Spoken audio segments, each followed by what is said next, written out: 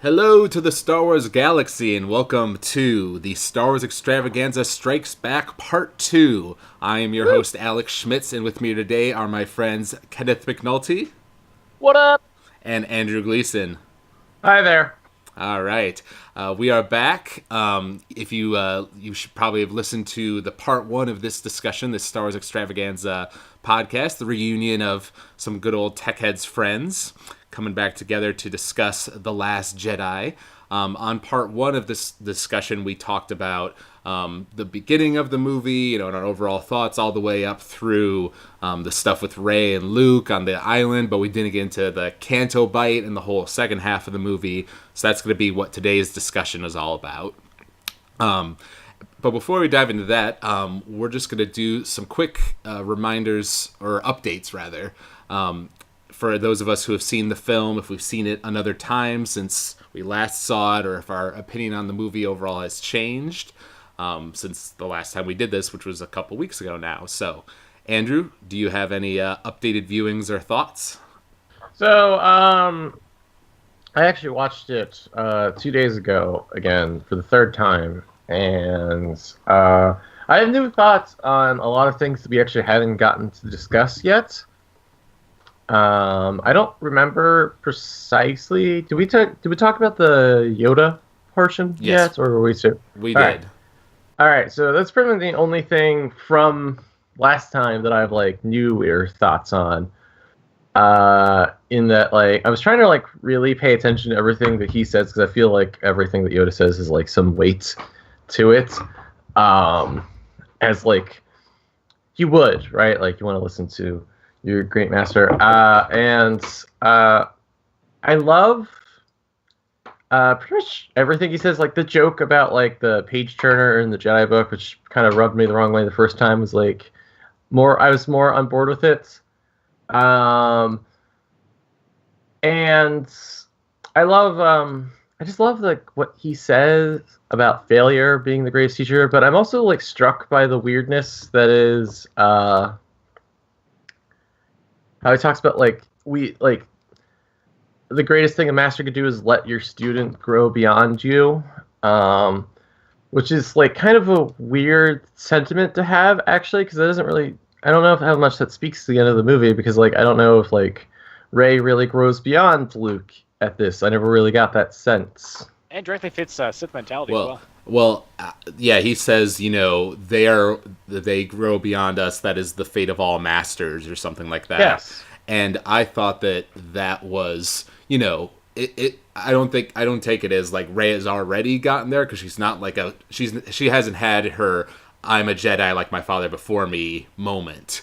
I think that's coming in 9. But Luke did grow beyond Obi-Wan and Yoda when he threw away his saber and refused to kill his father. He did grow beyond the old ways there.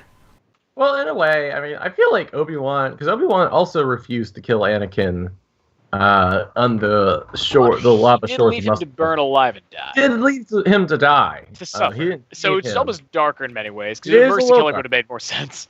It actually would have been much nicer. That's the more I watched the movie, the more I realized Obi-Wan, what the hell, man? Well, actually, Luke even calls Obi-Wan out. I know I mentioned this last time, but Luke even calls Obi-Wan out in this movie, where he's like, "Yeah, it was a Jedi Master that was responsible for letting Anakin fall to the dark side." Mm-hmm. Yeah. And that, I'm like, oh, so we're a little bit salty at Obi-Wan now. The only other thoughts I have newer about the movie are, I actually stand by Holdo's decision even more not to tell Poe about the plan. Because it's not like she didn't tell anybody. She told whoever needed to know about the plan. And Poe, if you really watch those scenes, Poe is just being a jerk the entire time. He's being obnoxiously... he gets, Kenny said, obnoxiously close to her face, and... Yeah, that weirdly charged scene. Weirdly charged. He's, I wouldn't want to tell him anything if I were in command of the starship, too. He's walking onto a bridge, I demand to know what's happening. It's very clear that when the other lady, other older lady, was talking about their losses and how the chain of command was clear, Poe gets a shot, and he thinks he's the leader. Yes. Yeah, I know. I love that. Yeah, you see that like look at his small, like very subtle storytelling where he's like, he kind of looks up, like, yeah, I am next in command, aren't I? No, never mind, I'm not. Okay, right. That's fine. Yeah, I'd say the only issue I still have with that is, like, while I get why she sees he's a volatile stance and of all people he may not know, I don't know. She only told, like, her command staff, which makes sense, but something should have trickled down so people didn't panic. I mean, but she didn't need them to, like, she wanted them to believe they're a rebellion. Like, True, but any efficient military order would let their people know it's happening so we can work as a single unit, not as a cohesive, like, kind of like a chicken running with its head cut off. Like, we all know what's really happening, let's all panic and somebody's going to have a mutiny because they don't know what's happening. Well, like, she didn't really expect him to, like, be so... I don't think she expected him to be that rash. Like, well, after dealing with him twice, I feel like anybody with any level of subtlety would have. Like, this kid's clearly not right in mind, so let's tell him exactly what's happening so he understands. She also couldn't tell him the second time he asked, when he storms onto the bridge and he, like, kicks the trash can, like, because... you can't reward that kind of behavior in front of the rest of your troops, because that just, like, shows that, like, going onto the bridge and throwing a temper tantrum is, like, a way to get parts of the plan out of you, and that is not a thing you want as a military commander to have more people doing. So you have to, like... On the flip side, it's still incredibly effective and, well, bullheaded, because you could have said, you're still going to the brig, but I'm going to tell you what's happening so you can stop this behavior. So while not rewarding, you're still being reprimanded, but still knows, stop doing this, here's what we're doing, this is our plan to stop the first order, you're being punished for being an idiot, but now you get it. And he'd be like, well, I disagree, at least I know what's happening, I'm not just kept in the dark. I feel like that would have been better, but storytelling-wise, I know why he didn't do it. It had to be more... No, I understand why they didn't do it either. I just, like, I don't feel like it's as big a problem as people... make it out to be. For me, I've now seen the movie 2 more times, so bring up my viewing to 5. One of those was with my family over the Christmas break. And I would say my opinion hasn't changed too much. I still love the movie. My current thinking of it is that I love the overall arc of the story, and, like, in the broad picture, like, I've gone back to see it all these times, and the big moments still get to me, and I think it has some of the best moments in any Star Wars movie. But I do feel like it just needed, like, one more pass of the script, like, just to iron out some of these little details. Like, I was thinking with our whole problem with, like, why don't the First Order just flank, you know, the resistance by going to hyperspace or something. If Snoke had just said one line about, like, how he's feeding off the fear of the First Order, and so he's, like, dragging it out as, like, ecstasy to him or something dark side like that would have been all I needed to justify it.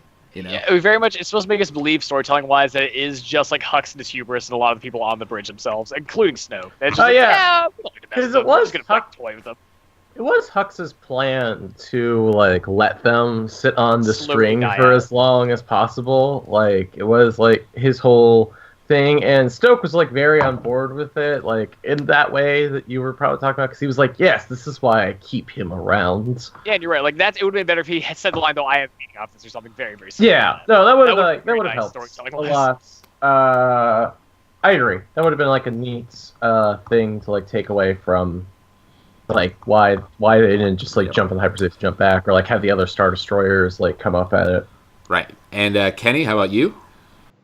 Since I viewed it last, I've just read some articles. Like, I had an interesting one that Andrew sent to me a few days ago talking about in defense of Luke, so I'm sure you may have heard last time. I wasn't a fan. And while I still say I'm not a fan, I've always respected the opinion Rian Johnson made because he's willing to try to do something risky. And after listening to this, I can kind of go into it later. I'm more inclined to say, I respect what he did. I see what he did. Storytelling-wise, it wraps together nicely. I don't know. I wanted more out of it. That's just, jaded old me. But I haven't watched it since then. Just really discussed a lot with friends and kind of just, formulated pretty much the same opinions. But just seeing that, I've always seen it in, like, a nice light, like you, Alex. Like, I still like the film. I'd say definitely seen it in a much more of a lighter tone than I did beforehand. Like, I really did like it. Yep. All right. So now we're going to get into the rest of our discussion, the parts of the movie we didn't cover before. And we left off, we had talked about Poe and Holdo and all that. And then we have Finn and Rose going off to Canto Bight. I actually just read today on the Star Wars Reddit that apparently originally that was going to be Poe and Finn going off to Canto Bight, but he changed it to Rose and Finn because...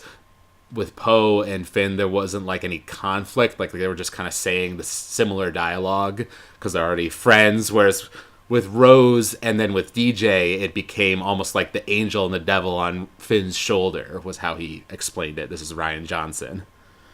Ah, that's actually neat. That's actually a fair point because I don't think that, like, while it would have been kind of fun to see Poe and Finn hang out more because I like their chemistry together and I like their relationship. They are like already allied with the same like world viewpoints almost. It actually to the point where Finn's character arc is resolved at the starting point of Poe's, which is kind of like an interesting full circle kind of moment for this movie, which we'll talk about later when we get to the crate section. But where Finn is willing to sacrifice himself, like Poe is. Right. Yes. And so anybody who's been looking online or reading reviews about this movie will know that the Canto Bight whole arc is one that's been definitely the most divisive. Yeah. You know, even people who like the movie have said, well, I liked it, all the Finn and Kylo stuff, or Rey and Kylo stuff and Luke and all that, but then the Canto Bight bit annoyed me. And having now watched the film, you know, a few times and kind of taken in what Rian Johnson is doing, I actually quite like the overall, what the point of the Canto Bight arc is, apart from the animal cruelty subplot. That's the part that I don't like. The world needs to be saved, the environment's in danger, and horses should be free, Alex. I don't know what you don't understand about that. Exactly. Also, you know, the Force comes from mysterious ways, and that's a big takeaway from that. Yeah, I like, because I like the idea of going to a casino planet and it's like uppity with all these highbrow, you know, rich people. It's kind of a new location for Star Wars. I like that big shot we got of the casino. It looks cool, although personally I think they could have pushed it further into making more weird and sci-fi. You know, it looked a little too real world, I think. It was very much, I mean, we went to Bestman again, but they did show the gambling side of Bestman we really get to truly enjoy last time. Right. So same idea, but you're right. The idea it did the one thing I did like about that scene, like thinking back on it, and like I know some people they've touched on this, but I agree with you, Alex. Like the thing that I did like was the aesthetic, the look, and the fact that we did have a lot of like as we saw very practical effects and creatures, not as much CGI, which I thought was I mean obviously there's still some, but a good taste for them because that's one thing Star Wars does best is showing new locales and like giving life to a location and having random back characters who are going to have an amazing backstory and name later on, and a random side story we're going to read in some expanded universe book, and I like that. Right. And one other common criticism, though, of the sequel trilogy overall has been that we've seen very little of the aliens from either the original trilogy or the prequel trilogy, like your Rhodians or Thorians, you know. It's been a lot of new aliens, which is cool, but, you know, the prequels, I think, did a good job of introducing new aliens, but also showing the classics, too. Yeah, where's my Aqualish? I haven't seen one in a long time. Yeah. So that's personally something I'd like to see in Episode 9.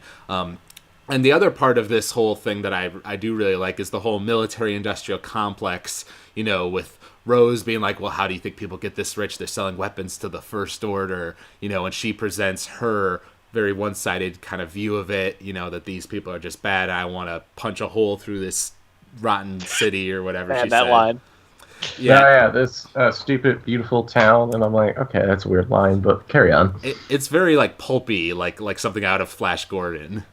Well, the whole which is good because like Star Wars definitely has like a large root in Flash Gordon. That's why everything's like so everything's got to like lead into an action segment. Even though a lot of people complain that like this action beat probably goes on too long. That happens in the second Canto Bight scene, but like it is like a very like one-sided morality thing, which is kind of a theme with Star Wars, and I actually do have a lot of thoughts on like the whole GJ some like non-morality, like his like kind of neutral, apathetic take on Star Wars morality. Mm-hmm. I mean, since Rogue One, they're officially going more into a lot more gray area because they want to show the films. So this is what I realized on my third watch is that they actually aren't going into this is almost like a direct response to Rogue One. Like Rogue One definitely was trying to like paint a picture as like, yeah, the rebels sometimes have to assassinate people and be like awful to win this war, and there is like a dark side to the rebellion, without ever showing like a lighter side to the Empire, which I feel like is a little like a missed opportunity for a lot of these movies. Like we'll show the good in Anakin, and we'll talk about the fading good in Kylo, but we won't like ever show anybody from the Empire being not a mustache-twirling villain. I mean, look at Ben Mendelsohn's character, whose name I forget, from Rogue One. Or not Galen, No. excuse me. What the The Krennic. director. Krennic. That's it. Yeah. But I think that this movie actually, all right, so this is my take on this, is that this movie is actually trying to say that not taking a side, that not picking good or evil, that staying in neutral territory is actually just as bad, if not worse, than picking a side. Mm-hmm. Which is interesting. So it's actually a criticism of Rogue One's kind of trying to be more morally ambiguous take on it, because this theme plays out throughout the movie. So not only this, but it's most present in DJ, who is well, yeah, I just don't pick a side in these wars because it's stupid and it's unnecessary, because they're both they're all being funded by the same people, and it's just a cycle. He says you blow, don't be big, it's not a big deal, big F. They blow you up today, you'll blow them up tomorrow, it's whatever. But he leaves, and that's the moment where Finn realizes that no, you need to pick a side, that dedicating yourself to a cause, to something bigger than yourself and not being selfishly motivated, is more important than just not picking a side, which is what Finn was trying to do throughout all of Force Awakens, and the first third of this movie was he was trying to escape his feeling of entrapment by the Rebel Alliance. It's I didn't really want to be part of the Rebels. I just wanted to be with Rey. That's all I want. But seeing DJ not pick a side and betray them was the moment where he's oh, well, that is actually not you don't even care about anybody's lives. You're letting hundreds of people die and everything fall into darkness just to satisfy yourself. And you see that in Kylo's story when we talk about that you have to be resolved, and we lost Kenny. Yes. So yes, we lost Kenny there, but he's going to be back. So for now, yes, we're going to continue onwards. And for me, on the first viewing, I'll admit the Canto Bight scene kind of stood out to me more. I was like, what was the point of all that? Because in the end, their plan doesn't succeed. It all ends in failure. Yes. I agree. So it was well, what was the point? And then watching the second time, though, I saw, okay, so DJ and Finn, and Finn's arc where he goes from just caring about himself and wanting to save Rey and thinking that fighting the First Order is hopeless. Then by the end, he's willing to he's so pro resistance that he's ready to kill himself even when Poe's telling him to retreat, So, yes. And I loved that, Rose portrayed these people these are the worst sorts of people, they're selling weapons to the First Order, and then DJ's oh, they're selling weapons to the good guys and the bad guys. Apparently his nickname DJ was early on, that was just his nickname was for don't join, that being his big line. And so clearly that's really important to Finn's arc. And I like the way Del Toro played the character. And he was genuinely there to help them. I like that, how that was shown with the necklace, Rose's necklace that he used to hack into the door on the Supremacy. But yeah, when things turned south, he didn't hesitate to look out for number one. It's true. He's because he says yeah, I cut a deal. I got caught. I cut a deal. That's how it is. I don't really care. I don't take anything. There's actually even a more subtle moment when they're on the ship going to the Supremacy, and Finn and Rose call Poe, and he talks to them about loading up the transports. And there's this really quick shot of DJ looking oh, he raises an eyebrow or something. He's oh, so that's the plan, eh? Well, yeah, actually, I noticed that literally it cuts to, and you hear Poe talking, and it cuts to two shots of DJ, one a little wider and then one a little closer. And so, yeah, it's pretty explicit that, he hears what Poe says there. It is, but actually a lot of people don't pick up on that, because I've actually heard a lot of people complain about how did he know about the Resistance plan. I'm well, there is a shot. There's a shot of him. It is kind of played more subtly. It's not there's no line about it. It's just oh, right. So yeah, looking at the so clearly the Canto Bight is important for setting up all that DJ military industrial complex stuff, and it does the thing with the fathiers does show us the kids who we then cut back to at the very end. So I get the point of it there, and I like the whole showing them the ring, the resistance ring, and how then they help them. Their cereal box decoder resistance ring. Yeah, seriously.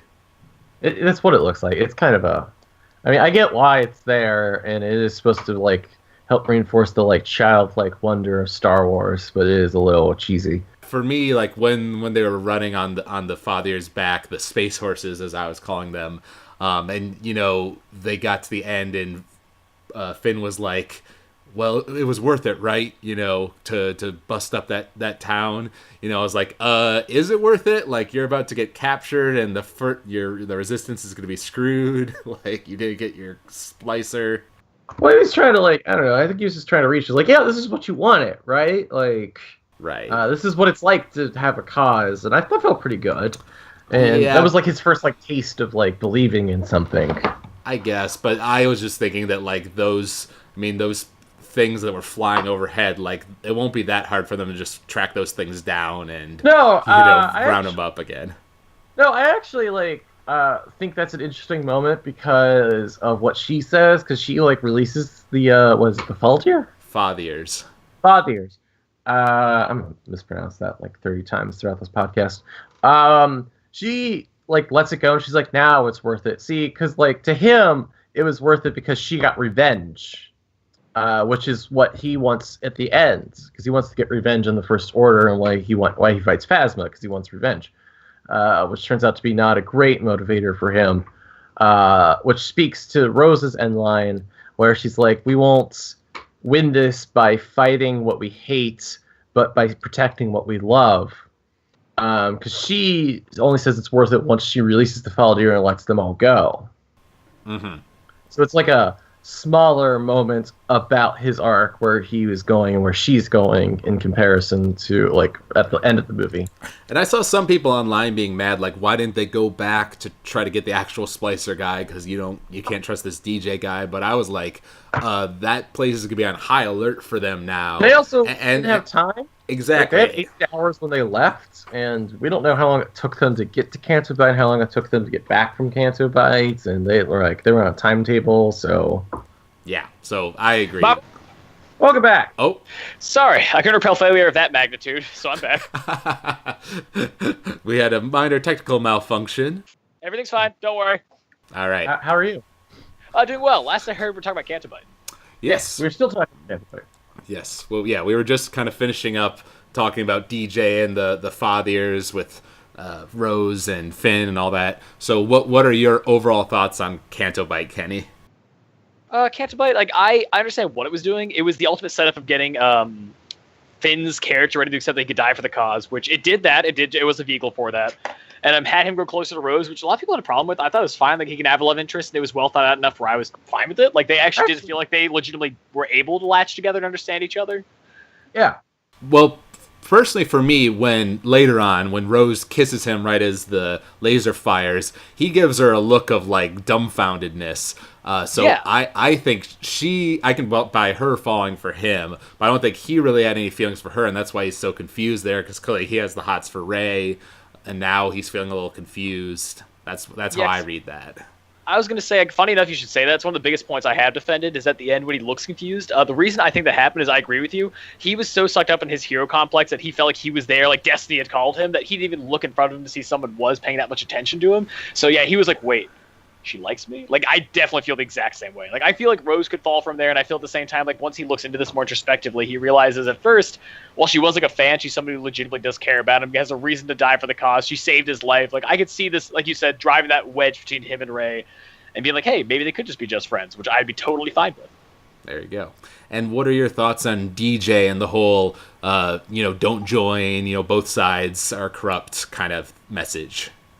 Kind of touching, I didn't hear what Andrew said earlier for all of his response. I do agree, it's the only reason I'd say, it has that gray area. This movie is very much trying to bring, at least militarily, the old Republic, the Republic that fell, so the new Resistance, and the New Order into the same light, the respect that we all, like, war is hell, everyone pays for the same things, we're all just fighting in a terrible, gritty place that no one wants to be at. So it's trying to say we're both military orders and we're both paying for the same things. But one obviously ideologically has the step up above the other with the resistance. So I get what he's saying. Like, again, like, it's like, like, no side's the best. We're all just paying guns. But obviously, like you were touching on, Andrew, like, I think it puts it best with there's a system of a down line that I really attribute to this, where they say we can't afford to be neutral on a moving train. So when you guys are heading forward, you got to pick a side. I like that. See, yeah. I agree. That's my point. Is that like neutrality is kind of like it's actually I actually likened it to the Futurama episode where Zap Brannigan was like presiding over the like opening of the United Federation. And it was on the neutral planet. It's like, what drives a man to be neutral? It's true. Like, there's actually a John Mulaney joke yesterday that's really extreme. I heard when I saw him, but his dad was talking to him, and he's like, "Hey, people who watch the Nazis do horrific things. They did nothing. Are they just as much to blame as the people who actually like attributed to this?" And there's obviously a joke that leads to it, but that was the point he's trying to make, and that's one this movie is very much saying. Like, if you sit by idly, you're picking the wrong side. Yes, and I actually like that. I think that like is a new take on the classic Star Wars morality system that has always been it's kind of always been in place. That like the good resistance versus the evil empire. It's like there are people who are just complicit in the empire's existence, and those are also evil. Right. I agree with you, man. The Battle of Yavin brought a lot of people in, though. Once they see a big victory, it brings people in, which is sad. Right. But evidently not this one because like they blew up people base, no one answered. That didn't rally anybody. So right. Except for Luke. Well, and I wanted to bring that up because I think that part at the very end where nobody comes to help them falls a little flat for me, just in terms of the fact that this is from Force Awakens, but we just don't understand like the state of the galaxy really, and like how much has the First Order really taken over. In the crawl it says like that the First Order is like everywhere, but it doesn't seem that way because the Republic just fell like days ago, so they kind of like literally it had been like no more than a few weeks, and they literally had allies across the galaxy. They had a new galactic senate. It seems like it's convenient where they're like, oh, we don't have to listen to those assholes anymore. I'm like, you literally fought for us against the Empire for years, and then 30 years of just letting, I guess. The only argument I can hear is because they let appeasement happen for so many years that like slowly the New Order is paying people off. So like when the time is right, you'll come to our side. Well, right. I think it was said in the Bloodlines book that there are like people in the Senate who are like getting paid off by the First Order or wanted them to succeed. But also I think when you think about it in the grand scheme of things, our time span of Star Wars from like the fight against the Confederacy and the Clone Wars, to like where we are now, that's like a 50-year time period where it's been, government's been overturned, these giant battles and stuff. So I feel like there's got to be a lot of people who are just kind of like apathetic, like you were saying, Andrew. They're like, well, I'm paying taxes to one guy, I'm paying taxes to another guy. Neither of them really care about me out here in the Outer Rim, so I don't really give a damn about this fight at all. That's why the Grand Imperium happened, man. Sometimes both sides just suck, and you have to make a third. It's true. There you go. All right, so that's actually what happened in this conflict. Yeah. After all the Canto Bight stuff, then we get all the stuff going on with the Supremacy, and then Poe's kind of mutiny going on at the same time. I was, like I said, I definitely like the touch with DJ using Rose's necklace to get the thing out and then giving it back to her. I thought, oh, okay, so maybe he's not such a bad guy. Apparently, there's quite a bit of deleted footage from them on the Supremacy. Ryan Johnson's talked about that. Tom Hardy's cameo as a stormtrooper was apparently there and got cut. So I'm curious to see that on the deleted scenes. But personally, I'm happy that they did because I felt like it kept the pace up. I would have wanted to slow down with like more infiltration. Yeah, you don't want stuff. to slow down because actually, everybody kind of arrives at the Supremacy at the same time, and once that like starts happening, you feel like the climax, like of this movie coming. Like, oh, so all the pieces are finally coming back together. Like I especially like that like transition from like Finn, Rose, and DJ walking through the Supremacy to like the elevator that's taking Rey and Kylo up to see Snoke. Mm-hmm. I think that's like a really good way of like, so it's all happening all at once. So you feel like this is like, oh, it's all coming together. And I think that for my money, from pretty much that point to the end of the movie is just pure gold. Like everything, like this whole like last third of the movie is just fantastic. Right. Well, and I think it was you saying before this movie is kind of in 4 acts, and I kind of think of it that way too, because right when Luke and Yoda are sitting together watching the tree burn, then it cuts to like them arriving at the Supremacy, and that kind of starts this 3rd act with all that stuff going on, and then the stuff on Crate is clearly like that last part of the movie. It's like a 4th act to the movie because the whole thing on the Supremacy does feel like the 3rd act. It feels like all the pieces when the 2nd act are coming together for one big climactic moment, which happens obviously where all the plot lines converge and interact with each other in like a meaningful way. And yeah, there's still like the battle on Crates, which is like a yet further collection, and it feels like entirely different because like the Supremacy thing climaxes, it comes to its like natural logical conclusion, and then there's still like another act's worth of stuff right that happens. Yeah, they kept one plot thread open, which is, but what about the transports? So yeah, right. And that's the part of the movie, the first time I saw it, I'm like, didn't they have to fight on that world that wasn't Hoth? And I was like, oh, it's not Hoth. I remember thinking that too when I was like, is this the end? Because like I feel like what happened to Crate? Like when's that gonna happen? Right. Like, For me, when they got caught and DJ turned them in, I legitimately like you felt that when like the Supremacy is shooting all those transports one at a time, you're like, the Resistance is like getting destroyed. Like this is way worse than the Battle of Hoth ever was. It is. It's pretty awful. Yeah, and if they listened to their own canon and kept Akbar as an important character and had their entire fleet built up, this wouldn't have happened. But guess what? They had to have another Resistance. Yes, and a cool fight with another. Go ahead. This is one bit I thought about after the fact, but you remember when Poe does his mutiny, and then you see the door being, them breaking into the door. It's got like the sparks going around the sides and stuff. And where did we see that before? In the original, when Darth Vader gets on the Tantive 4. So it's another Skywalker coming through the door there. I kind of like that. Yeah, and his disbelief, just like Leia, just getting shot. That was cool. I did like that scene. Yeah, I thought that was funny. And so yes, I do really love. We're going to talk about the throne room scene in it separately because that's really important. But I love the cross-cutting where it's cross-cutting between Finn and Rose about to be executed, then Holdo getting her ship into position, and then Rey and Kylo fighting over the lightsaber. And John Williams' music is building it all up, and it just led to that classic moment that everybody is talking about, where she hyperspaces through the ship and it goes silent, and you see all these repeat shots of the same action. It was so well done. Yeah, Andrew comments on it. Our theater literally gasped. Like, it was really cool. I think the energy of the theater definitely built up for it as well. It does. Like, you feel it. Like, 'cause we were there Friday night, and you could just feel the silence, like, as everybody's like, oh, I realize now what's happening, and that's real cool. Yeah. I've seen in different theaters. I've had different experiences. Like I've heard the silent gasps, in the room. People just going like "whoa" or "oh shit," One guy did like you sometimes hear stuff like that. It's so that's always gotten a great reaction from the audience. On all my viewings. Pretty awesome. Yeah, and they released a video on the official Star Wars YouTube page, where they talk about secrets of the Last Jedi, and had a bunch of the story group people there.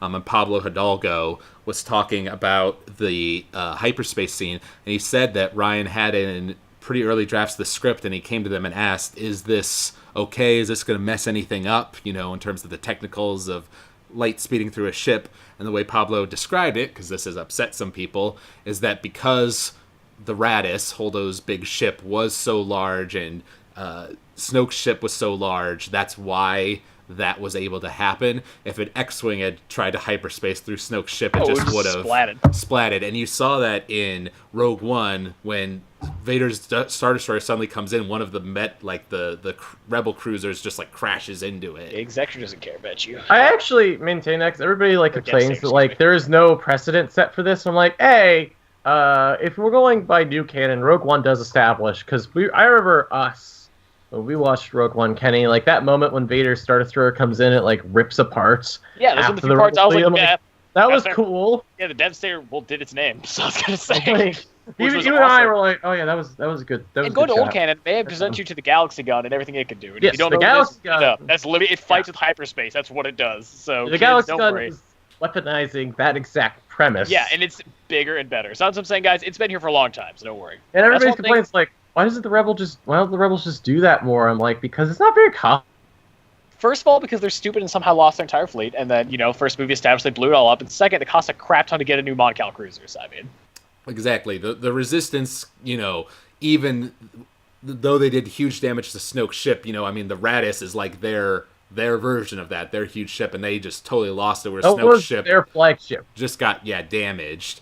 yeah. So That is literally as last ditch as right. it gets. You can't be costly about that. Now I have seen people be like, well, you could just like make a big hunk of metal and attach like a hyperdrive to it and like use it as like a battering ram. Again, what makes it so expensive is the hyperdrive. That is why things cost so much. Yeah, no, like actually building the hunk, like that is what a ship is. It is a big hunk of metal with a hyperdrive attached Yeah, to it. the And hyperdrive hyperdrives are hard to make. Yeah, That's why TIE fighters don't have them. That's why that was established in Phantom Menace. It was expensive for them to get one. Yeah, it's They- expensive to have one. It's not the and- price of 2 slaves. Exactly. Not the word. I mean, that's why every ship doesn't have one. Like TIE fighters would have hyperdrives if they were cheap. Yeah, and again, specialties TIE fighters did, but they were specialty for a They reason. were. Exactly. Yes. So I think everyone's in agreement. The hyperspace suicide scene is awesome. Definitely Like one I said, of my I favorites. still wish it was Akbar, but after the story they built Holdo, it fit. Like the ending of her arc. That My only problem with it is, okay, a lot of people's problem with it is that like Holdo's whole thing was that like she didn't like believe in heroic sacrifices. She believed in pragmatism. She believed in like winning wars through calm and reasonableness.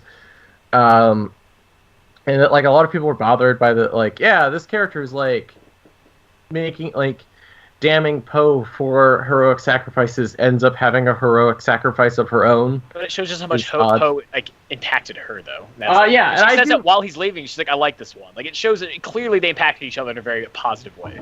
Actually, there is a moment of it that like actually kind of stayed with me on my last watch, where after that, like immediately following that gorgeous shot, there's like a quick shot of Leia and Poe like on that window, watching it happen, and like it's actually contrasts the beginning of the movie where like the bomber blows up the dreadnought and everybody on the bridge of the Radis like is all excited. They're clapping like, yeah, we did it. We heroically sacrificed, but we still like won a major victory here today. Versus this where Holdo dies and nobody's clapping. It's just Poe and Leia looking like solemn and sad, almost like a funeral. Right, and I think the difference is that Holdo is not against like just sacrifices in general, but it just you have to weigh the cost benefits. In this case, the ship was abandoned; they were going to let it be destroyed regardless. So sacrificing it and her, she already was going to be a sacrifice. So doing the suicide thing to save the transports just made sense. Poe's thing destroyed the dreadnought at the cost of their whole bombing fleet. Although I would argue that it did turn out to be important, because if the dreadnought had been there, then the Radis would have been destroyed by its cannons a long time ago with the whole hyperspace tracking thing. But that's beside the point. It's true. So, okay, and then after that we have the hangars burning. We get our Phasma Finn duel that everybody wanted in Force Awakens. We get it here. Phasma actually does something for like 5 seconds, so that's cool. Still disappointing. Still disappointing, but like she at least does a thing. $20, she's not dead. That was her Sarlacc pit. Because she fell in the okay. Sarlacc pit. She's coming back out. All right, look. I really want her to be dead because I am so non-interested in Phasma like as a character. I read an entire comic book about her just to see if there was something there, and spoiler, there really isn't much. Yeah, and the worst part is they even touch on the comic her cool, like the actual side cape she has, like deflect shots. She hasn't been used then. Yeah, and I mean, there's a book, there's like a novel too, and a lot of people really like that novel because apparently she's like portrayed as like this supreme badass in this novel, and I'm like, why? She doesn't do anything in these movies. She's like such a non-entity. She's literally just there to like antagonize Finn, Right. Well, yeah, I saw people as well saying that like she was built up more in that Phasma novel to have this deeper character. But as somebody who's just watched her from the movies, I think she looks cool. She's like Boba Fett. She looks cool. But, you know, in the first movie, she's actually kind of pathetic because she gives up super easily with turning off the shield and stuff like that. So I was happy to see her get this fight with Finn. You know, I thought this was her cool moment. And I didn't mind that she got defeated. You know, I was like, okay, you know, that's fine, because I wasn't super invested in her. It's a nice moment for Finn. He says rebel scum and all that. And I personally think she's dead. They could bring her back, certainly, but I think she's dead. I hope she's dead. I really do. I think that she is such a non-entity in these movies. But guys, they had to heed the warning, though, of like what happened to Darth Maul. They had a good villain, they tried to hype up and killed him too early, so they have to keep her coming back. I mean, like, bigger and bigger threat. I agree that, like, I mean, I've actually always claimed that, like, the biggest tragedy of the prequels has been Plagueis the Wise, obviously. Other than Plagueis the Wise, has been that they killed Darth Maul in Episode 1, when he should have been, like, he should have replaced Dooku and Grievous. Yeah, it's a whole other argument, but it would have made much better for Obi-Wan and just a movie overall. And that's the thing is, I feel like they may have tried to heed that warning, and at the same time, they want her to be more, but they're just not sure what to do with her. But, like, that's they why don't I know understand. how to, like, make her anything. Well, that's what I'm saying. I understand if Brian Johnson's trying to kill her off now, just to be like, guys, she's dead, that's it. But if they wanted to come her back, like, again, like, JJ's like, no, let's give her a second chance. But, like, JJ created her, but he only made her a joke. Like, he's the one who decided that, like, yeah, but she should be a joke character at the end of this movie. Who, by the way, has such weak devotion to her cause that, like, she's not even willing to die for her own cause. And now she in armor, by the way, being held at blaster point that now we've established is blaster proof. And literally, well, it's because she's wrapped around the made from Palpatine's personal craft back from his Namibian cruiser. Which is whatever. I don't even care about that. Like, that's so like far-flung detail that is irrelevant. I'm just like, wait. So now we've established that your armor. I knew her cape was like blaster proof. I mean, it is literally starship hull, so I mean, it makes sense. If her armor is blaster proof, then why does Finn and Han holding her at gunpoint in The Force Awakens make her deactivate the shields? Well, pull her helmet off. And there's that, and you could say that like they were literally point blank range, so maybe then it's not so good. I mean, it would be cool if they were like, oh yeah, Chewie will rip your arms off if you don't, because it's like, yeah, your armor will protect you against blaster, but will protect you against Wookiee beatings. That would have been fine if that was like the play with it, but it wasn't. And also, like I said, she's not even willing to die for the cause of the First Order. Like, she values her own life more than she values Starkiller Base or like. And that's why I assumed her character would flip or go to Finn's side, saying, "I understand. Like, well, I don't like either side. I understand we have to take this one down because it's just a massive bag of like terrible." But she instead just went with them again, because I assumed that she would actually go with them, saying like, "Yeah, I actually don't agree with the First Order at all." That's what I'm saying. Like, and I was excited for that. I'm like, that's actual arc I can get behind. Weak moral fiber, even from like her own perspective, she has such flimsy characterization that like I don't even care about her. Like, she is such a non-entity to me. Like, it was cool that she got to have a fight with Finn, that he gets some closure. And it was literally just put there for his arc and to have him be officially become the rebel. That's fine with me. I just want her to be dead now, because I do not want to hear anybody complaining about her being cool anymore. Right. So, and I think we've got enough characters and arcs to tie up in 9. So I do not need Phasmas to like return. Yes. Well, I'm on the Phasma return train, man. I don't want her to come back, but I know it's gonna happen. No, JJ. I know she will come back, because like, you know, you have to sell toys about Star Wars characters. She's a cool toy. She is a cool Boba Fett type character, but like, even Boba Fett was played as a joke at the end of 6. So he obviously had a much bigger role, and they actually added the mid-2-4 event early on. But Boba Fett early cuts was cool in 5.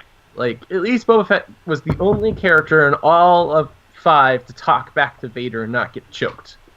That, and he tracked Han, but even then, Vader cleaned up his loose ends. He's like, I got this done for you, turn him in. He's like, got it, didn't have to do shit. Right, like, at least Boba Fett was, like, had a couple of cool moments. Like, Phasma has had, like, maybe one in that, like, very quick fight with Finn. And you're also even then, like, she was easily defeated by, like, hey, look over here. Yeah, because she double tap, man. Right. Well, she did beat him, knocked him down, but she didn't finish the job. She was not aware. Yeah. Yes. Always double tap, which you think a competent fighter would do, but, you know. I guess not.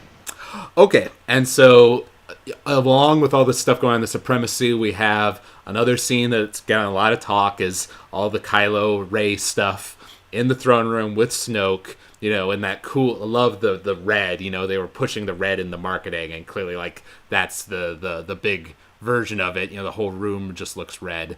And I liked when, first of all, I although I'm happy that Snoke dies, I did think that the CG on him looked really good, and I thought Andy Serkis made him threatening throughout a lot of the movie. I did, but all right.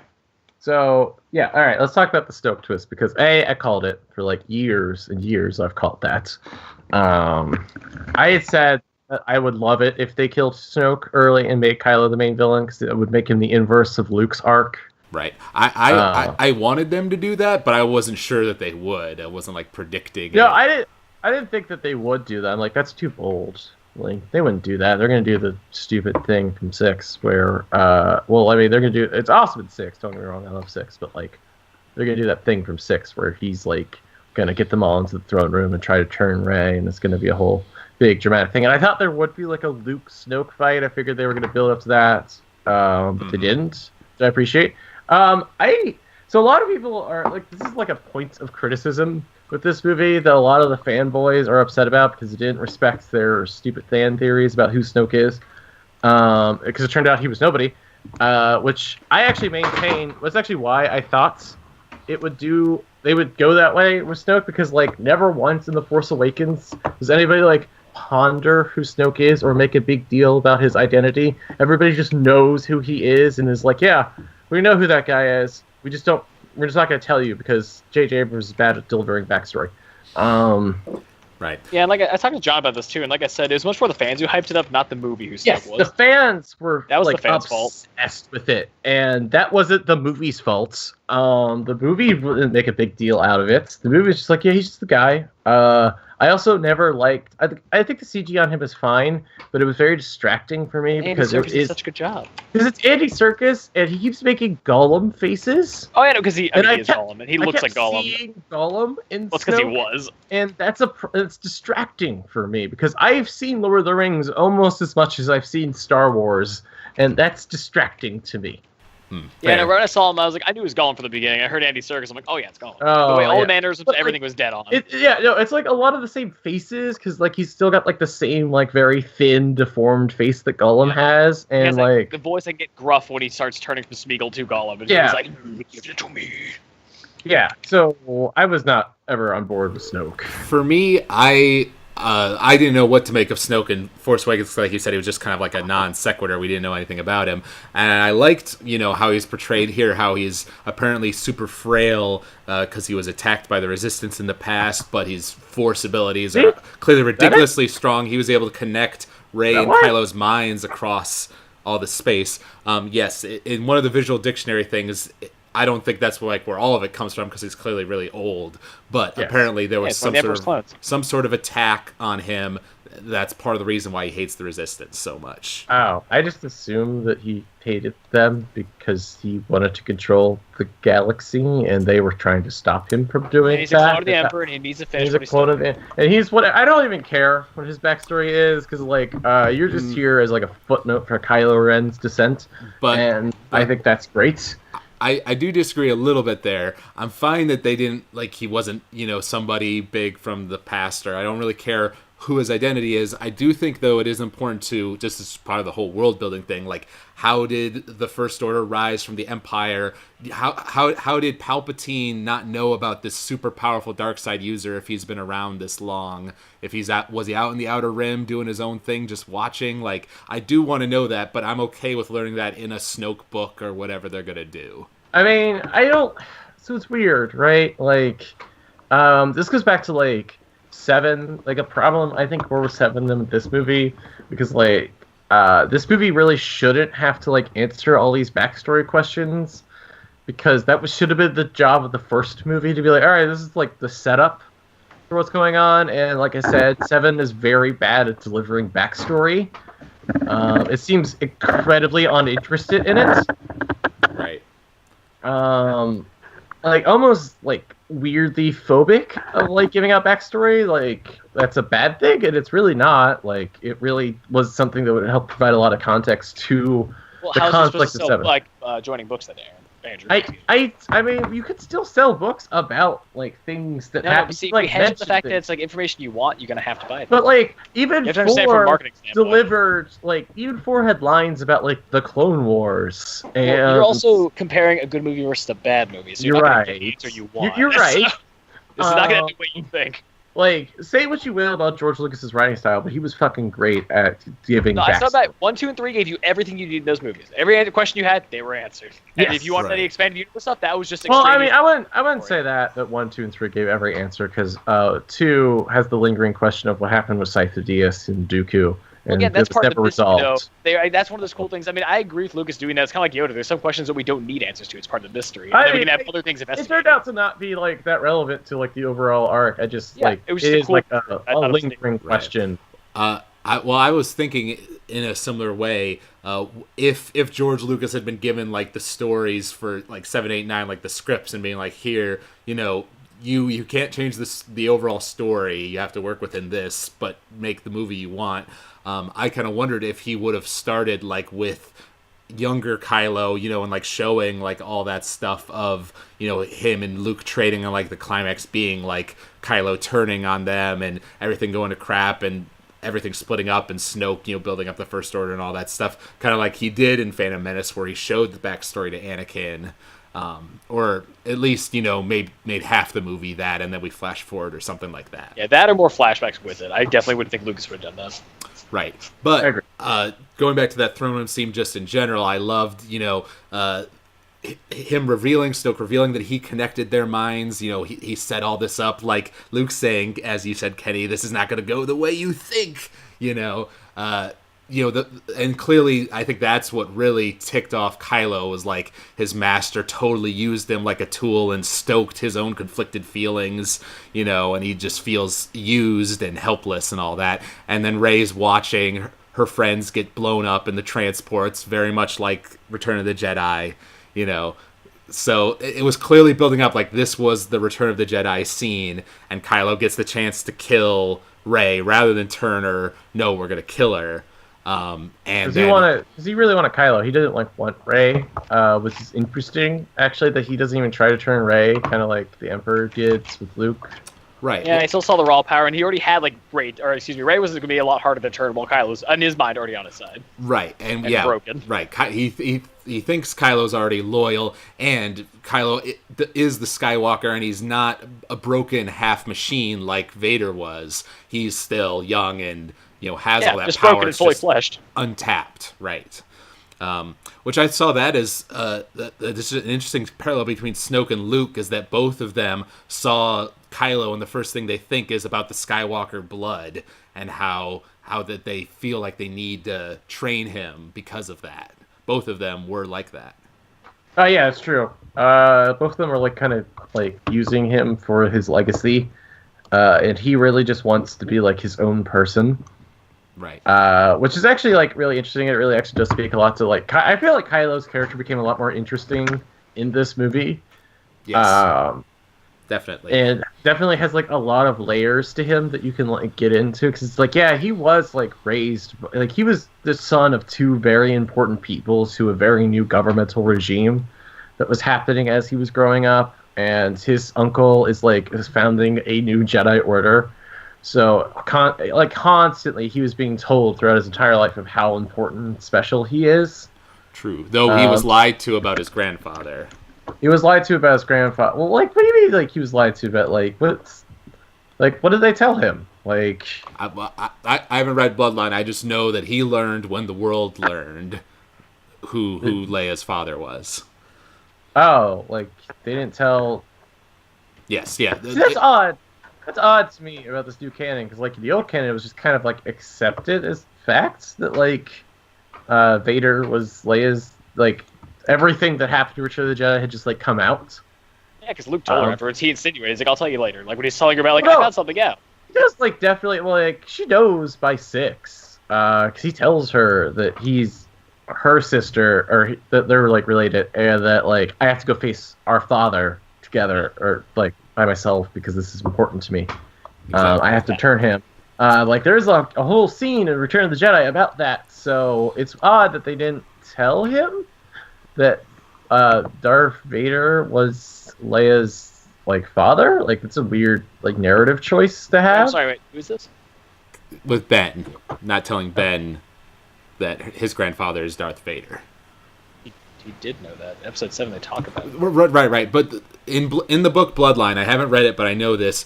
Leia is running for president, basically, and then one of her political enemies finds this dirt on her that she is Darth Vader's daughter, and that's not known, and it's revealed to the world, and that's when Ben Solo learns for the first time.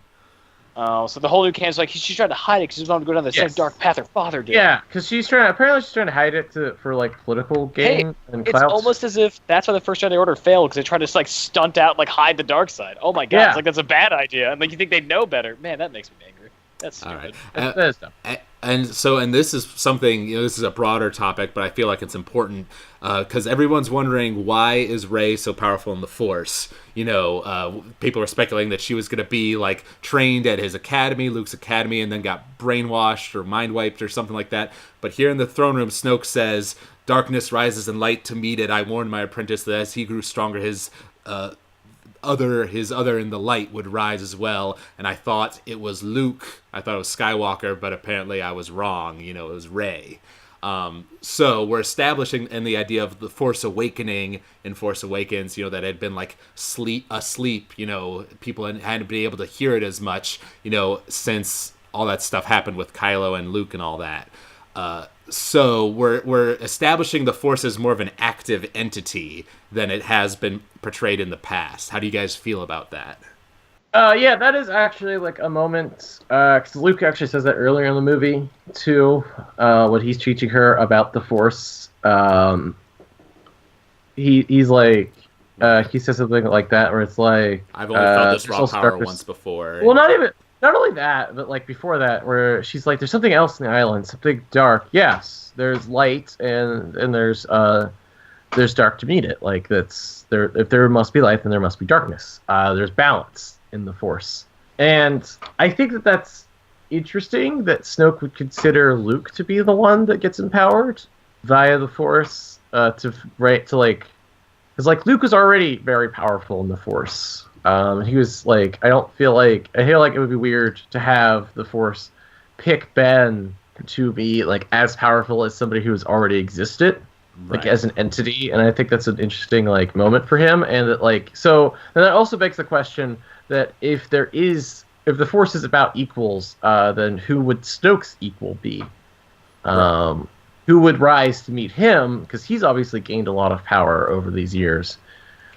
Right. Well, I think he was rising. Clearly, Luke is his equal. Yeah, I mean, obviously Luke would be his equal in the Force, but like it's interesting that Snoke says that like as you rise, a light side opponent will rise to meet you. Right. And that's Luke. That must be Luke who's doing that. Right. Yeah. I'm still not 100% certain how I feel about it because Anakin was the chosen one. He was conceived from the Force itself, but he still had to train, at the temple to like become a Jedi. It came to him faster, and easier than a lot of their people. But he still had to train, whereas Rey has had the least amount of training of anybody we've seen so far.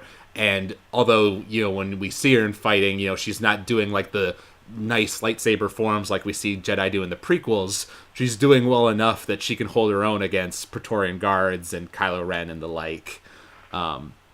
So it's interesting, and it makes me think back to the Darth Plagueis book, which is no longer canon, but in that it was explained that like there was a part where like Darth Plagueis and Sidious were like really high on like the dark side, like they did this big ritual, and they were like reaching out to like push the dark side of the Force like across the galaxy, like how they say the dark side has clouded our judgment, in the prequels, like this is kind of what they're doing, like they're extending the reach of the dark side through their own power, but that then like they tried to like make life itself, and then like the Force drew back from them, and all the experiments in Plagueis' lab died, and it's like the Force rejected them, and then they see Anakin later, and they're like, oh, is this the blowback of like what we tried to do. Like, is the Force conceiving this child, this chosen one for the Jedi to like destroy us? So there is some establishment for something like that in past canon, I guess. That's fair. I mean, there is like some establishment that would do that. So when I was rewatching all of these movies, all 7 movies, to get up for 8, I like watched 7 again for the first time in like what felt like a very long time, and I was actually very struck because like the movie's called The Force Awakens, and then there is the line about have you felt the awakening, but like I was wondering when the Force actually awoken and like what was the catalyst for that, because it like comes at a very odd point in that movie. So it comes right after Finn and Rey escape from Jakku on the Falcon, and that's like the first time they're like, yeah, the Force has awoken. And I'm like, what does that mean? Like, why is that coming here in this movie? Like, Rey hasn't even like discovered that she has the Force yet. Right. But she was clearly like, it's like Anakin. She was using the Force when she was piloting the Falcon. It was just unconscious. Yeah. But like, it's interesting, like that comes at that point in the movie when like nothing like that major has happened. Right. I guess they're just sensing, Rey is kind of coming into her own, and she's been pushed along this path, and clearly she is going to be an important player in galactic events, but he doesn't know who the Awakening is. That's why he thinks it's Luke Skywalker, because he doesn't know about who this girl is. That's true, but like I've also heard that somebody had like I don't remember who it was. I feel like it was like J.J. Abrams or Lawrence Kasdan or somebody had mentioned in an interview once that like it was supposed to be like the cosmic force was awakening in The Force Awakens that had been dormant for so long because like nothing had really happened of like galaxy movement note in that time, and like the cosmic force, the force that guides our destiny, not the living force, which is the light side and the dark side, had been awoken and was like putting things in motion again to like put conflict back into the galaxy. Yeah, I could see that aspect of it. Although the First Order had been doing lots of their own building up, so they had been doing their conflict. I think it's about the rise of the light, because clearly. Yes, I think it's about the rise of the light, but like it's put. Oh, we lost Andrew. Oh no! Well, that's good. I don't know. What do you think about all this new Force ideas? I mean, honestly, you touched on it well. I mean, you both did. Like, everything I could have said, you really covered. Like, it's been established since the beginning of Star Wars canon, back when they were on Tython, back when they were on Morden Koss, like, back when the first, like, the Jedi weren't even the Jedi yet, and the Sith weren't even the Sith. Like, they've always had ages of, like, darkness and light, like, rise to meet. So it's always been, like, I've always seen it as, like, a wave. Like, it rises up with the light, dips to the dark, and that has been a consistent thing. There's never been too much light, too much dark. It is always a way to balance itself, and I was talking to my friend about that today. He's like, so does the Force, like, know when to balance? Like, is it like a tangible thing that forces you to like to become what you are? And I'm like, in a way, yes. That's when you could read the Cosmic Force. You can tell when, like, the Force Awakening, like when Luke talks about it, he can feel that next champion coming up, like with Anakin, or even going back with like Revan, or going back to anything old canon or new. There's always that one champion, that one person that always balances the Force. That's something that everyone's been trying to fight for. And after the Cataclysm again of 6, and a lot of the wipeout of the Sith Order there, the Jedi coming back, and the Jedi strength grew too strong, they fell. It's showing that even this new canon, we're keeping that balance going. So, yeah, no, I 100% think that with Snoke being taken out and Luke leaving in response to it, now the Force is between Kylo and Rey. I agree. All right. So while we wait for Andrew to get back to us, let's move on to, obviously the big moment, that this all leads to. Kylo's got the lightsaber pointed towards Rey, and Snoke's going on about how he feels, he's going to take his saber and strike it down his true enemy as he's turning his hand and the saber is turning. And so you saw it coming, and when it happened and it pulls back and she grabs the saber, like my theater, the first 3 times I saw it, the whole theater just erupted in applause. It was great. Oh yeah, no, everyone cried out, everyone lost it. It was a very good scene. I agree with my friend. I would like it better if it was more of a subtle impact, like if it was one of those like scenes you see in a film, like where in the background, instead of zooming into the saber turning, you see it turning in the background. So the second watch you could see it happening, but the first one you're so focused on Rey and Kylo, you didn't know until it activates that he was killing him. So you're in as much belief as Snoke, like, hey, he's going to kill her, this is terrible. And you see him kill him, and you're like, whoa! But instead, it 100% had us knowing that he was with Rey that time. And I would have liked it better if it was more subtle. until the explosive cuts him in half. For me, the whole throne room sequence, all that build up to it, and then the fight that happens, and then the scene afterwards, that was my favorite part of the movie, personally. Oh, hands down. Because, like Andrew said, I wanted Kylo to usurp Snoke and be the big bad, but I didn't think they were going to do it, in the second movie. That's what they're playing with, and that doesn't happen. This doesn't happen until the third movie, and they did it in the second instead. That was really well done, and the fact that we got to see for the first time ever. I know we talked about it, but this is a huge thing that I was thinking. We've never seen the actual any kind of Royal Guard fight, anything from the old Imperial Guards, even the Senate Guards. We never seen them fight in the film, and to see what they're actually capable of is phenomenal. Right. I did like, though, how they looked like they were going to fight Yoda in Revenge of the Sith, and then he just force pushes them down like they're jokes. Oh yeah, and that shows you can't fight Yoda easily until you throw the Senate at him, and I mean that's a different story. But yes, I am the Senate. Right. Welcome back. I'm back at I Am the Senate. That's great. Sorry, my router just died for some reason. Right, now it's your turn. Yeah. Alex, I was gonna say sorry. Yeah. We both fell, so you can follow with us. No, well, I'm the one putting this all together, so hopefully not. For Andrew, we were just talking about the big moment that all leads up to with Kylo killing Snoke and the lightsaber coming back into Rey's hand. What was your reaction when you first saw that? It was great because I had turned to Kenny and told him I called it because I had predicted forever that Snoke was going to be killed. Kylo was going to kill Snoke, and that was my personal theory. It was yeah, he's just going to kill Snoke. Snoke's not important, and that Kylo will fall and become the actual big bad of 9, which I thought was great. I thought that was a great shot. It's a cool because the lightsaber just comes out from under him and just floats over, and she just reaches up and takes it. And then there's another really cool shot of them standing back to back as the Praetorian Guards surround them and they start fighting, and it's so cool. Just everything about it's just a great moment. Right. And so in Force Awakens, you'll remember that they had the lead actors from the Raid movie in it, and I thought beforehand, they're going to be using some sort of Force martial arts or Force weapons that can fight against lightsabers, and they'll be martial artists. Man, I would have loved it. That would have been really cool. We didn't get that, but we kind of got it. They weren't martial arts so much, but we got people with lightsaber deflecting weapons, and a whole bunch of them, a big group fight, which is something we haven't seen really in the films. And Gracie Cortos is at its finest, which is super cool. And then again, other energy weapons Force Pikes more or less just augmented, and it was so cool. It's such a cool fight scene. The way they do fight back to back, seeing the light and blue clash together and see them actually work together, you see that moment of hope that they both feel hey, we did turn the other. They're on my side, and that's something this was our vision. I saw you betray. I saw you stand. I saw us standing together, united over killing Snoke, and that we were gonna. But they both misinterpreted it.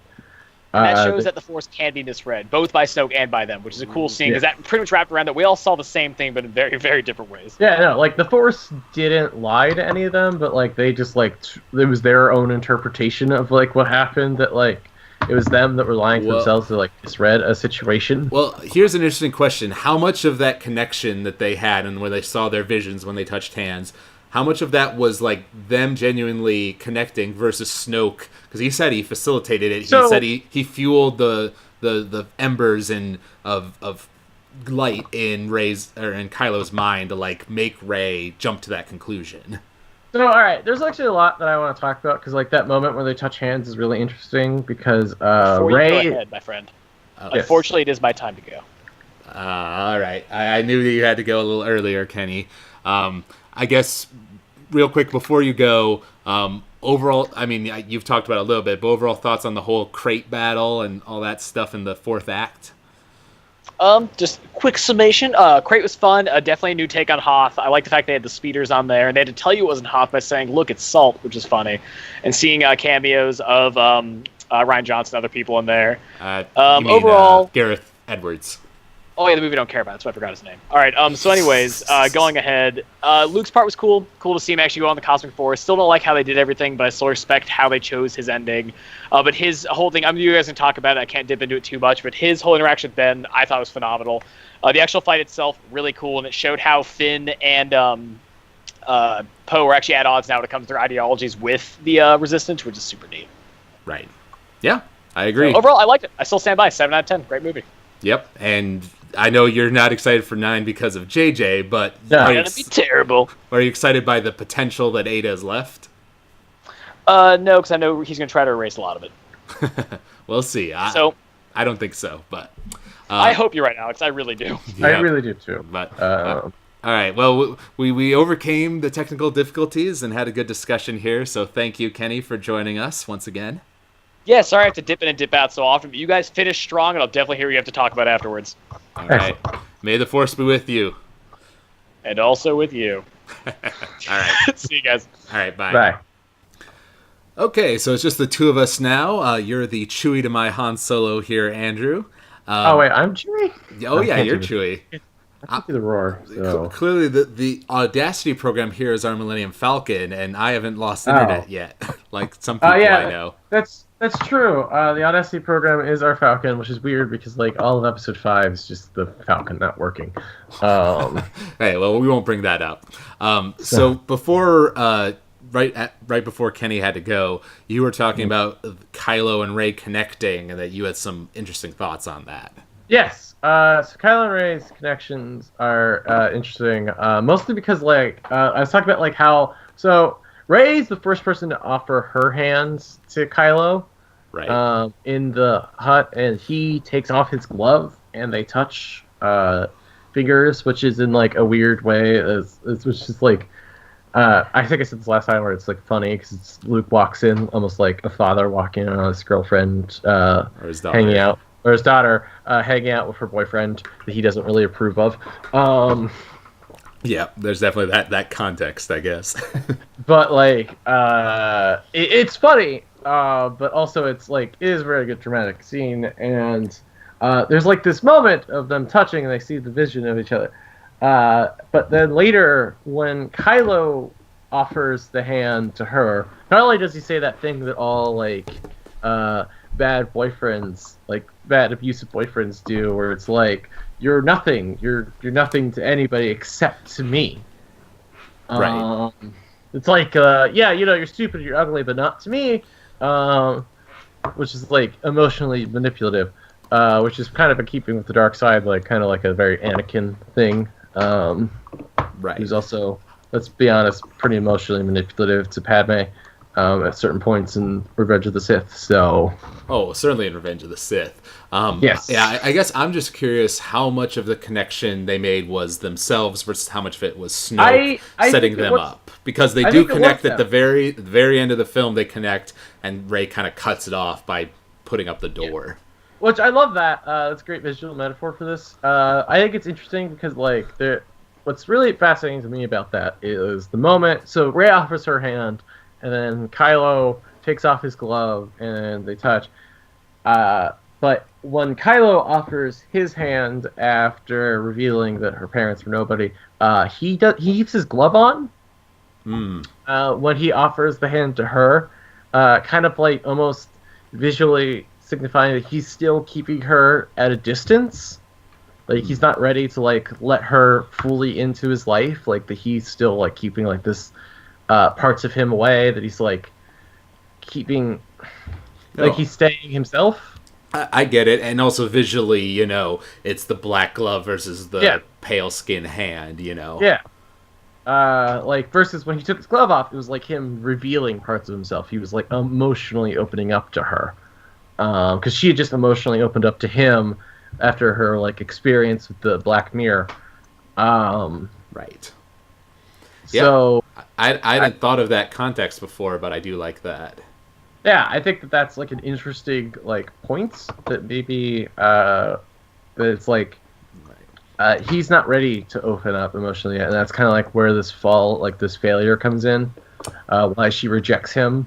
Right. Well, so talking about that, I mean, obviously, lightsaber fight was amazing. Yes, fantastic. Exactly what I would have wanted, have a multi-fight going on, and some creative uses, like how Rey drops her lightsaber and then throws it to Kylo, and he uses it to go right through the guy's head. Well, such a cool shot, a great sequence. Yes, everything's burning at one point. It's just beautiful. The background's on fire. It looks gorgeous. They got the small embers floating around. It's great scene. Yes. But then we get to this scene afterwards, which we're talking about now. And what I was thinking was there's clear parallels between it and Anakin and Padme on Mustafar, where he says, join me and we can rule the galaxy together. Kylo has that moment with Rey.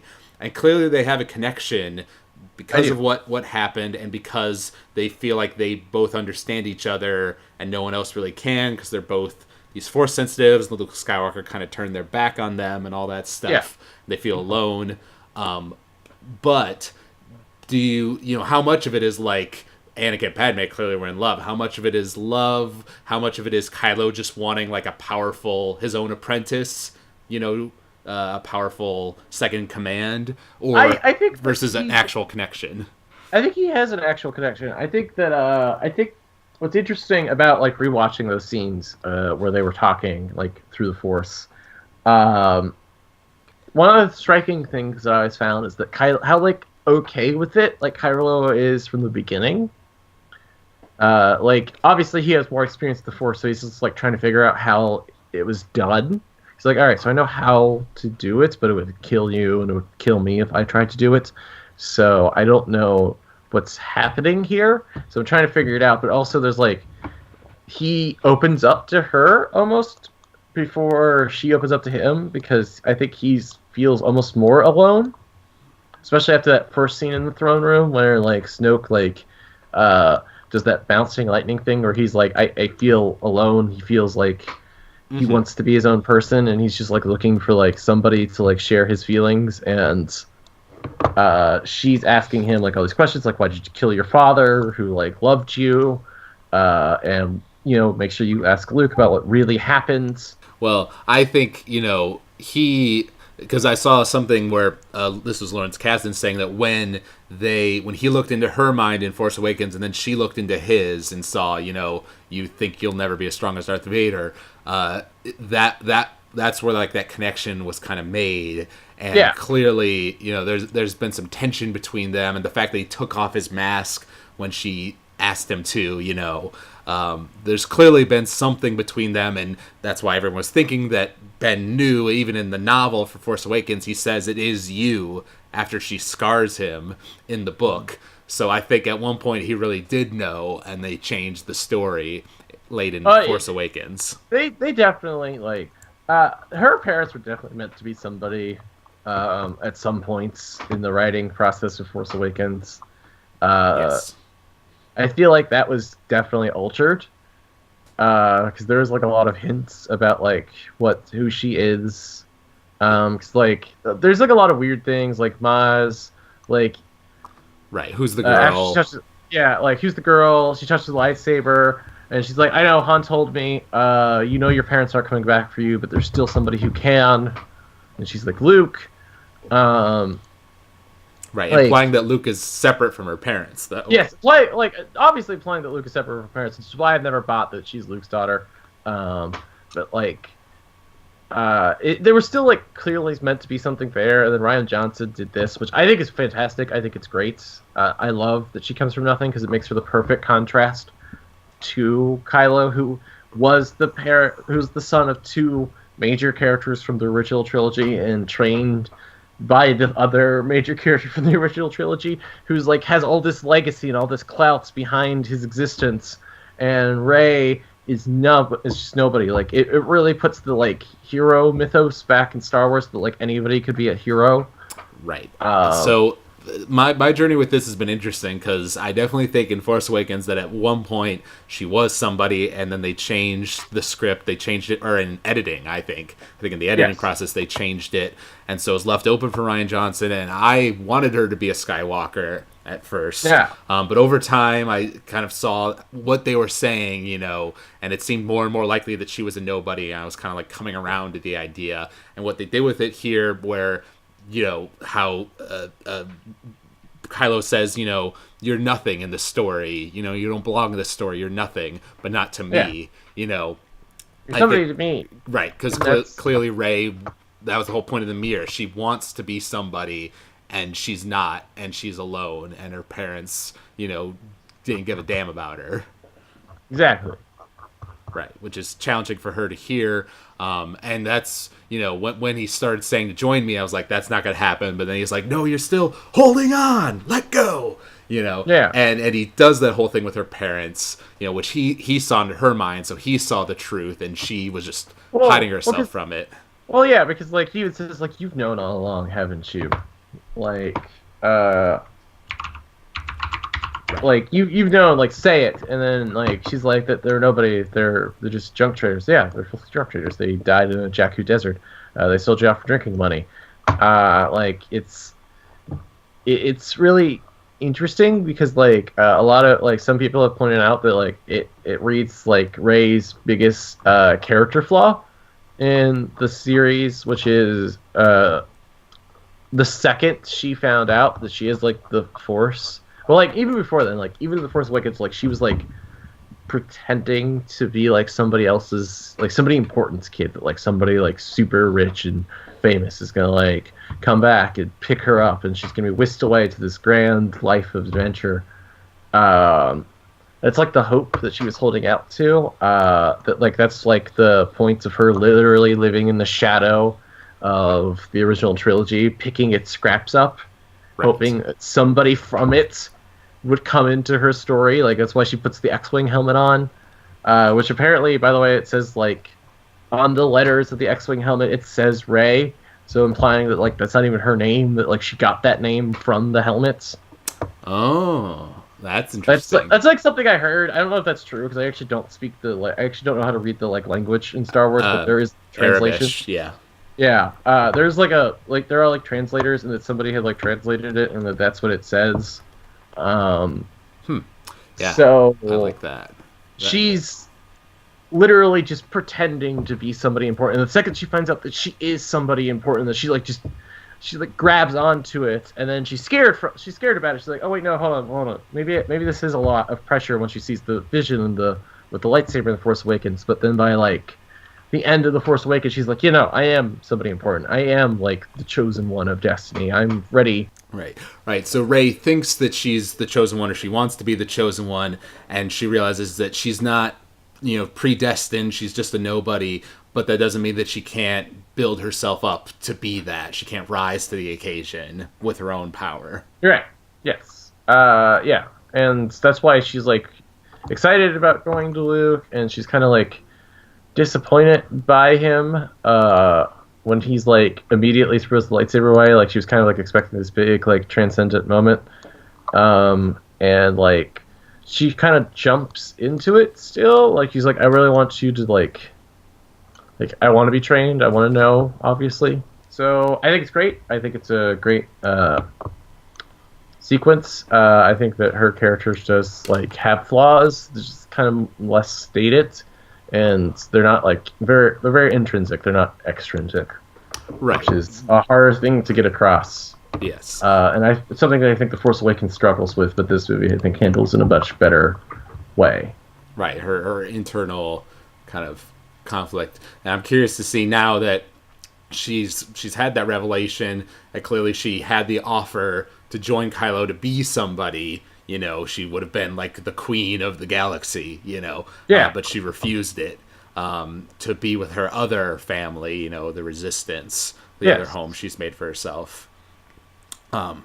So that all happens, and then we cut to Crate, which we'd seen in all the trailers, right, and all the promotional material. And for my money, Crate is like definitely the standout planet of the sequel trilogy.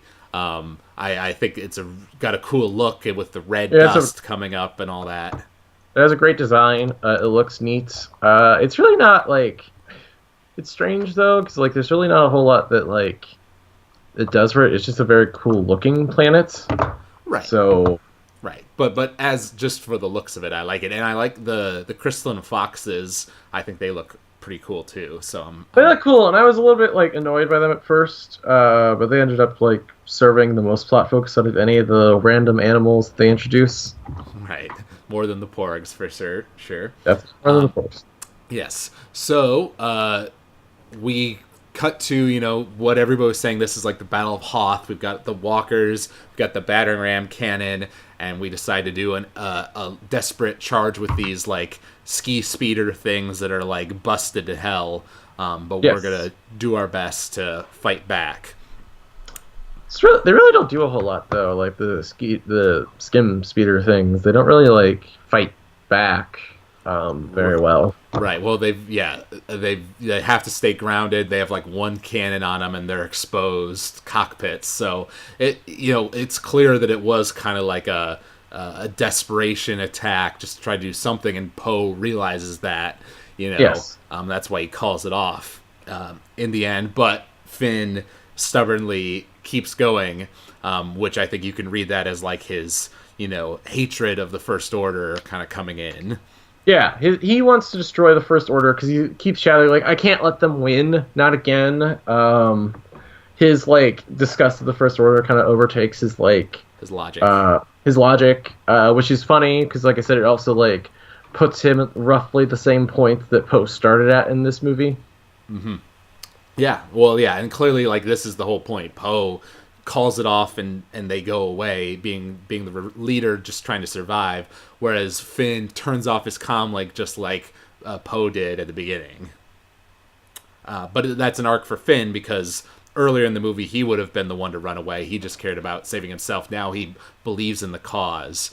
And when he went up into the laser beam focus ray thing and the music got all good, I thought, wow, are they really going to do this? Like, at this point, the movie had thrown so much unexpected to me. I was like, yeah, Finn can die. Like, I thought that would have actually been really cool. I think it would have been like a really neat thing. But like, I'm obviously happy they didn't, because actually I've always liked Finn's arc. I actually think that Finn is one of the stronger characters in this sequel trilogy. Though this movie did do a lot for Poe and Rey. Well, for me, since Poe was originally going to die in Force Awakens, I just didn't care that much about him at all in Force Awakens. He didn't have that much to do. This movie, he's clearly being set up as the leader of the Resistance, and now that Carrie Fisher has passed away, that's clearly what his role is going to be in 9. Yes, he'll definitely be like the ultimate leader of the Resistance, which I think will be neat. I think it'll be good to see him like take on a more active role in the plots in the next one. Right, for sure. But then we have Rose crashing in to stop Finn's suicide charge. And, thinking about it after the fact, I'm glad that Finn didn't die there, because there's a good chance, his thing was like melting, so he might not have even done any damage, might have been totally futile. Even if he did damage the cannon enough to stop it from firing, that probably just would have delayed them while they went and got another one. Sort of bought them some time. But... Or they would have like done something else to like blow up in the thing, and it would have like not like it would have been like a pointless sacrifice, which is kind of like speaking to like Poe's arc, where he like the pointless sacrifice at the beginning of the movie when he like has them blow up the dreadnought. Right. Well, and I think the overarching point was like, we're severely outnumbered. It's a victory for us if we just survive, and because we're gonna build back up. We're scrappy. We'll claw our way back, and we'll take down the First Order. But we have to, survive first to do that. It's true. So I think that was also. It's also odd that like all of Crate is really here to like Rey's barely in the Crate sequence. She really only comes in at the end, and obviously she comes back in the beginning with the Falcon. Right. Which was they play the really awesome music that I really enjoy. Right. They play the TIE Fighter attack music from the original film, which was cool. And I like that bit where they were flying through the canyon and Chewie was piloting and she was shooting against the TIE Fighters. I could have watched more of that personally, but I understand for pacing reasons why they kept it kind of short. It's true, and then she just kind of disappears through because once you get, I'm like, oh wow, there is a lot that happens after she takes all the TIE Fighters away, and she's just not in the movie, right? Until the very end, right? Which goes back to how that throne room scene feels like the climax, and it is the climax for her arc, basically. It is. Yeah, no, she's pretty done, but everybody else still has a little bit of arcing to do, including Kylo and Luke. They all have just that little edge there, but she's pretty much done by that point, which is kind of an odd I don't know. It's like an odd story decision to like have her be resolved and then have everybody else resolved after her. Right. It is interesting. And for me, like I said, I'm glad in the end of the day that Finn didn't make this like pointless sacrifice, and I like what Rose says, like the idea of like the surviving thing. But I do feel like the dialogue in the moment was kind of corny, and then she kisses him right as the thing explodes, and that was a moment that was kind of like, because I like Rose in the idea of her, like that she's like looking up to Finn as like this legend, because she's just working in the engineer room. She's a nobody.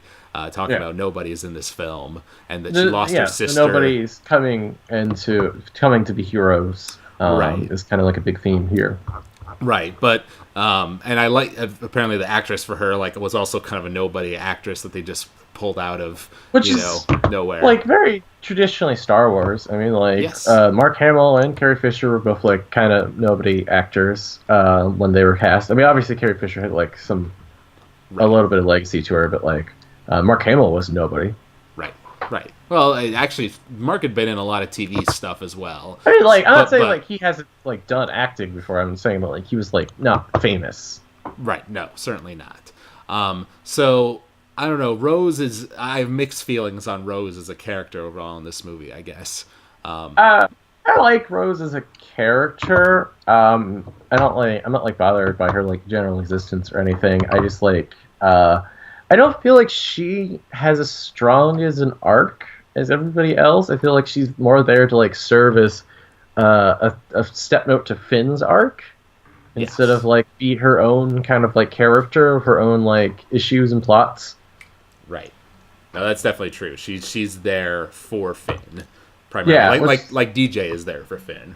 Yeah, like DJ being there for Finn is actually not as troublesome because he's not in the movie as much. So like kind of have it could be like a minor character that's just here to like inform another character's arc is fine. But like Rose is in this movie a lot, and I feel like they could have done more with her to like make her own character instead of kind of like a subplot device for Finn. Right. Yes. And if the plan had gone successfully, she was the one who was going to get the reactor to like turn off for like that 60 seconds or whatever. So that was going to be her role, but it fails, so she doesn't really get that chance to do that. She doesn't even get that, which is like her thing. I've actually heard some people complaining that like, this movie would probably be a little bit shorter, maybe a little bit tighter, if like at the beginning when they were like discussing the plan, and Rose like, I know how to hack into the First Order shields, and then like the whole Finn and Rose arc is just them on the Supremacy, just kind of like trying to sneak through its massive ship, and they have a few scenes together instead of like going to Canto Bight and getting DJ and having a whole like side adventure. Right.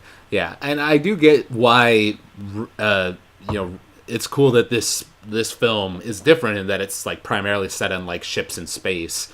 Fighting against each other. That is a bit like Empire. But I also get like if we don't do Canto Bight, then we just have Octu and Crate, and that's literally it. Those are the only planets then, and that is a little odd. Right. And so I get like wanting to get them off the ship so they could go do something else in a new cool location. As a filmmaker, I get why he did that. No, I understand why he did it. Like, it would be a little bit stale to be like, all right, so now we're cross-cutting between Poe on a ship and Finn and Rose on a ship. Plus, we've done infiltration so much in Star Wars. We have done a lot of Force Awakens and A New Hope and Return of the Jedi a little bit. That's ground that's been tread before, whereas Casino Planet is new. So I get all that. Okay, so. No one's answering the call. It's looking hopeless. Leia says the spark is out. And then she looks, and we all know what she's looking at. And there's Luke Skywalker looking like he went to the barber and got his beard shaved. Everybody's like, he looks younger. And that was like one of the clues about like his twist. And I'm like, I mean, like, I feel like he just shaved and like cut his hair. Like, he looks fine. Like, well, he does. He has a few less wrinkles. So he looks like he did when he was over Kylo's bed, over Ben's bed. That's true. That's what the look he's going for, I think, specifically. I think so too. I think that is exactly what he's like channeling. Right. And I love, one of the things that was on my checklist that they had to have was that Luke and Leia were going to have their scene together, and I needed to hear that Luke and Leia theme from Episode 6, and we did, and it was beautiful. And apparently Carrie Fisher added the line about, I changed my hair. You know what you're going to say? I changed my hair. That whole bit. Yeah. And especially given the fact that Carrie's gone now, that was a beautiful scene. It was a great scene. I love it. Because he gives her the dice, and right, no one's ever really gone. No one's ever really gone, but he's also like tells her that like, yeah, I'm gonna go like Kylo can't be saved, and I'm gonna go face him. Right, but notice he says I can't save him, and then she says that I know he's gone, and that's when he says no one is ever really gone. So that leaves the door open that Rey is the one who can save him.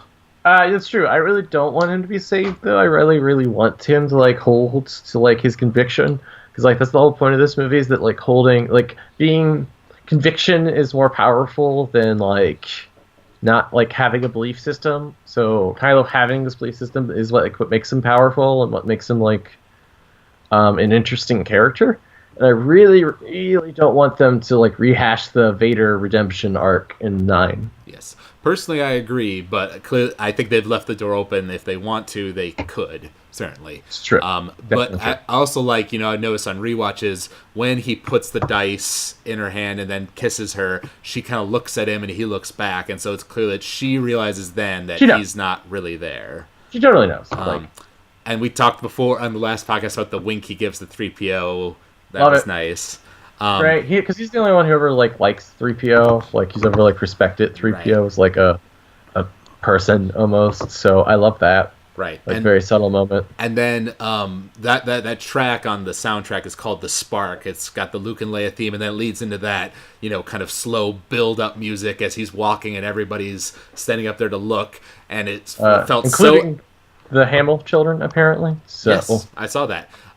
And it was so epic, and we were getting the moment that he talked about, facing down the First Order by himself with his laser sword. It's exactly what we always, dreamed of seeing. And which is actually exactly what Rian Johnson's playing with, because like you spent all 7 thinking that's what was going to happen at the end. Right. He's playing with our expectations there, and when they fired, all the AT-ATs fired on Luke, and the big cloud of dust burst off, and you knew, okay, he's gonna be there, right? And when I saw that, he brushed his shoulder off. Like, my theater lost it. It was awesome. Oh no, my theater lost it too. Although Kylo was like had the most sane reaction ever, where it's like, I need every gun to fire on that man, and even Hux is like, I think it's a bit excessive. No, and everybody in the theater's like, no, that's a reasonable reaction. Right. Seeing him. But the first, I don't know about you, but I didn't clue into the illusion thing until it was revealed. No, so I didn't clue into it. So when I saw that, I was like, oh my god, like, are they actually like making him like Luke, the ultimate grandmaster, like badass Jedi? Like, I thought that's what they were going with it. Well, because like obviously I knew that he wouldn't die from like them shooting him, but like when Kylo's like, just shoot him with everything, I'm like, yeah, that's a pretty reasonable reaction actually. Given that, like, what we as fans know about Luke Skywalker by this point in the old canon, where it's like, yeah, a whole bunch of AT-ATs would not do anything to him. Right. Well, and here's a point where Hux is seeing further than Kylo, saying, don't get distracted, and then he punches him into the wall. But he's right, Kylo's getting blinded by his hatred for Luke, and he doesn't see through the trick. But he doesn't, like, Hux also, like, messed up, because, like, Kylo did that earlier when he orders all the TIE fighters to take out the Falcon, because, like, it's the last symbol of his father. And Hux doesn't say anything then. And he knows Rey is on it, I think. I know he knows Rey is on it, but, like, still, I feel like that's, like, a tactical error, because the TIE fighters were clearly doing more to... True, but in the end, they didn't even need the TIE fighters, because they were still winning. They were still winning, I'm just, like, it feels like a tactical error as well. Because that was exactly what the Resistance wanted was, or what Rey wanted was to pull off all the TIE fighters. Yeah, I saw somebody joking online that like the galaxy is full of Millennium Falcon shaped holes and crevices and stuff that the TIE fighters can never seem to get through. It's true. But there's a lot of those. Yes, but yes, then we get Kylo going out there to face him. and Luke activates the blue lightsaber, and I took note of that when I saw the movie, but I couldn't tell at first if it was the classic saber. I thought it was just a different blue saber. I like picked up on it like at subsequent scenes. And I'm like, wait a minute, how does he have that lightsaber? Didn't that one break? Right. I saw someone making the point that, Kylo, got knocked out right as the saber broke and the light speed thing happened. So maybe he didn't really see that happen. He might think that, Rey just took it with her. His memories might be a little fuzzy there, so maybe that's why he doesn't totally clue in. I think he was just... I always just interpret it as he was, like, blinded by his, like, rage and his need for revenge. That, like, he didn't even, like, pick up on the, like, clues that were happening. Right. And that's certainly some of that to it, too. It's also important to realize that Rey woke up before him and took Snoke's shuttle. And, he was just sitting there, and Hux was about to kill him himself before Ben Solo woke up, which means that Rey could have killed him, and she didn't. She could have. She chose not to because, like, I think she's still harboring some, like, emotions for him. Yes, I think clearly she is. That's what that means. And some hope still that he might have some light in him, and all that. But yes, and then we get the fight with Luke and Kylo. Luke's just dodging all of his moves. You see that he doesn't leave behind a red print in the sand, on the salt rather. Another subtle clue that he's not actually there. Right.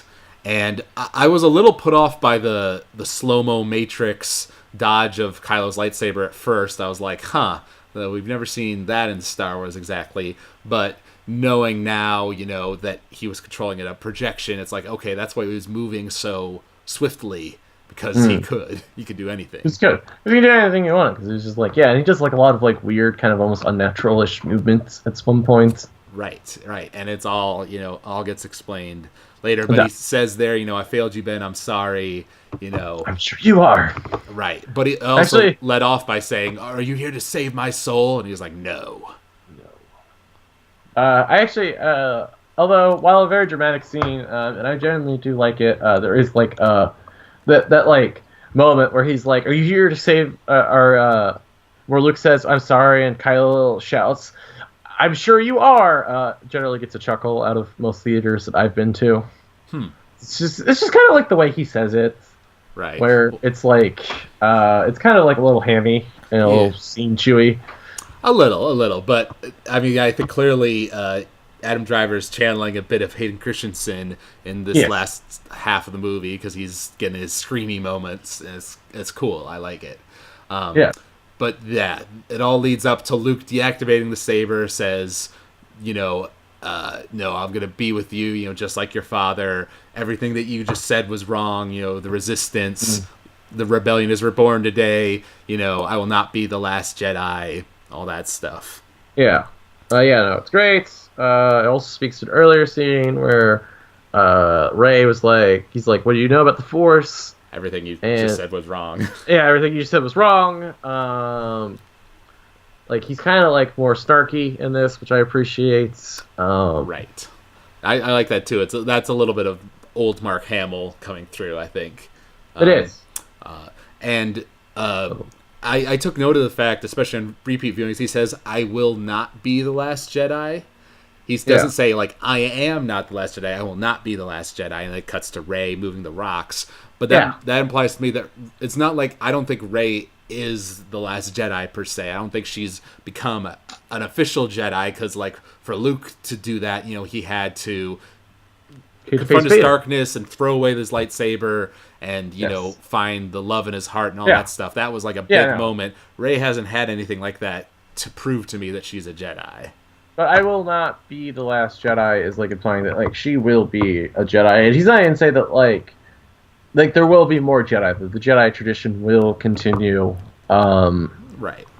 And there are more just light side Force users in general, I think. It was also kind of the idea. But yeah. Which speaks to the last scene in the movie, too. Yes. But in my theater, when Kylo, you kind of think it's going to be like the Darth Vader and Obi-Wan Kenobi, where he cuts him down and just the clothes are left. but he just goes right through him, and you see that it's a projection.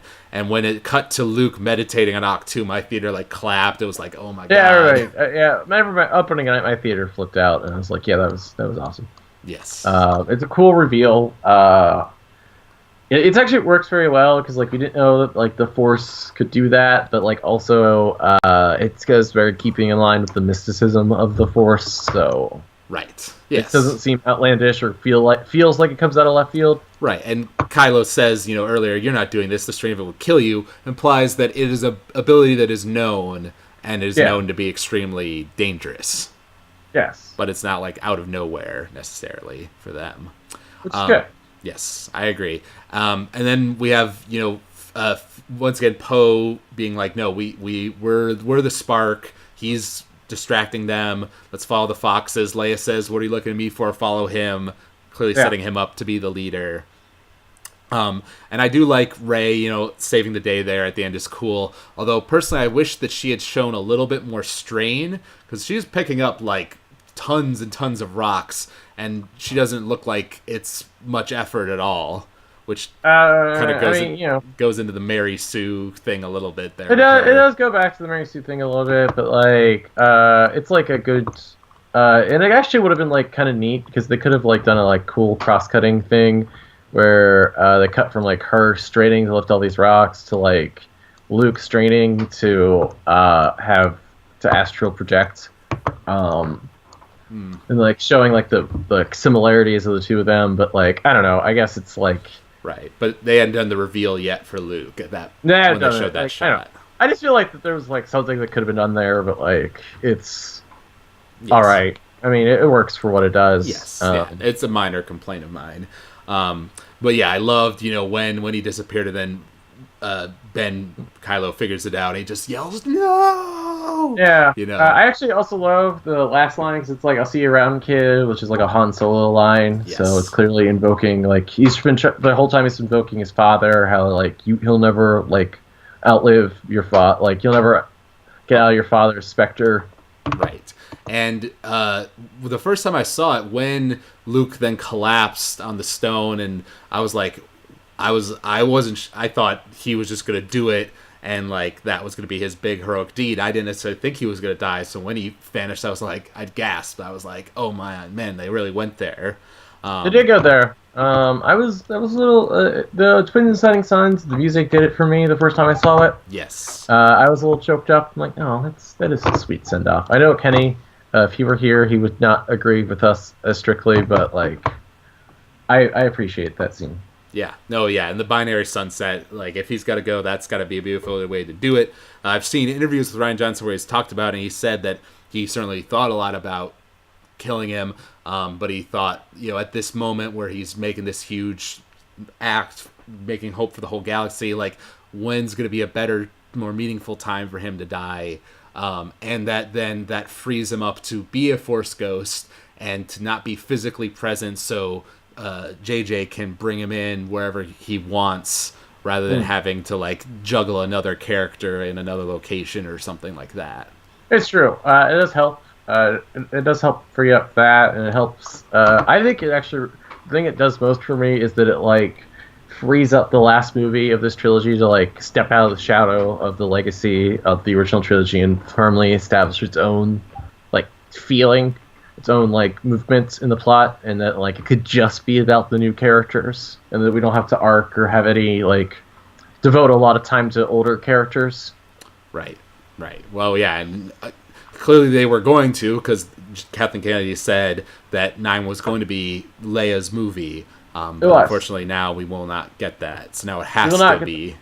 I think that's good in the long run, because I think this series needs to like step away from the legacy of the original trilogy. It needs to be firmly its own thing, and I think that Rey and the conflict between Rey and Kylo needs to be the central focus, as well as the Poe leading the Resistance to overcome the First Order. Right, and so we already talked about us seeing the books there on the Falcon, and it's interesting. You see Rey look over at Finn putting the blanket on Rose.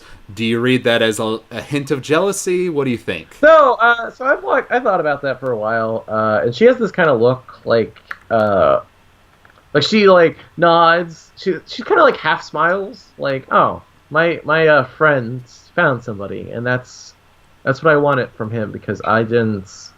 I always kind of got the sense that like she didn't want to, really be with him. Like she wanted to be his friends, but like I don't feel like she wanted to be with him romantically. I actually don't know because like the only other hint we have is like when she turns to Chewie and she's like, if you see Finn, and Chewie says something, he's like, yeah, tell him that, and it's like, oh, right. well, I see. Well, and don't forget when they're on Octu, she has him contact them and ask about Finn. So she does specify him out. Although he's in her mind, he might still be hurt. So in her mind, like he's still hurt, and also like she's literally the only person in the Resistance that she has like a name for, because like she meets Poe on the Falcon there, because they have never had a scene together. So right, she did have some time after the destruction of Starkiller and before she left. We can assume that she met some of the people, but clearly that was never seen, and really the only person she has any interaction with there is Leia. So right, yes, and Chewie gets his hug from Leia. I did take note of that. I like cute. That. Yes. Yeah. 3PO says hi to R2. Right. I think. And, yes, and she's like, "How are we going to build the Resistance from this?" And Leia says, "We have everything we need." So the entire Resistance can fit on the Millennium Falcon right now, but the spark has been lit. Luke Skywalker's great act, his sacrifice, is going to spread this hope throughout the galaxy, and that's what we see then when we cut to the kids playing with their little off-brand Star Wars toys. Playing Star Wars. Yes. And once again, in my theater, the first time there was an audible gasp when Broom Kid moved the broom with the Force. All right. So it actually took me a whole nother watching to even see that happen. So, because it's like so nonchalant. Right, but I like that. He just kind of like walks out and does it. Because I like thought that like whenever he said, "Hey, didn't you see him move the broom with the Force?" And I'm like, what do you mean? Like, so because I thought it was like at the end, like when he's like staring off into space, that like if he like picked up the broom. Because it like shines, because like the broom like actually reflects the light of the shooting star, almost like a lightsaber for like a half a second. Okay, I didn't catch that part, but personally for me, it was certainly a surprising thing. We've never, the traditional Star Wars ending would be to zoom out on the Falcon, but instead we cut to this kid. And on my second watch through, that actually I teared up a little at the very end there. Nowhere else in the movie, just because I was thinking about like Luke's sacrifice and what it means for the future generations. And personally, I don't think Broom Kid is the hero of his new trilogy. I don't think Broom Kid is going to be a main character or anything like that. I think it's symbolic. I don't think so either. Everybody says that, and I'm like, I don't think that's true. I think what's going to be is it's like metaphorically representative of like being a child and watching Star Wars happen and just like enjoying Star Wars for what it is. That's why they're playing Star Wars when they first come up, and that's why he lifts the broom with the Force and it like looks like a lightsaber for a second, and he looks up at space and it's like, yeah, I remember like enjoying watching Star Wars just happen as a kid. Right. And that's like the feeling you want. Right. He's wearing the Resistance ring that Rose gave to him. Dakota ring. Right. And clearly, yes, the Dakota ring. And I see that, he's looking out to the stars like Luke did back in the day. So it's showing that the Resistance does still live, and people believe in the cause, even though they might not be able to fight back right now, but there's still hope. I think it'd be cool if at the very, very end of 9, like if we see if Rey is training new Jedi and Broom Kid is there, that would be a nice thing. But that's as far as I think it'll go. I don't even want it to go that far, honestly. I really I get what he's trying to say. I don't know if it's like, if I needed that scene to be like there.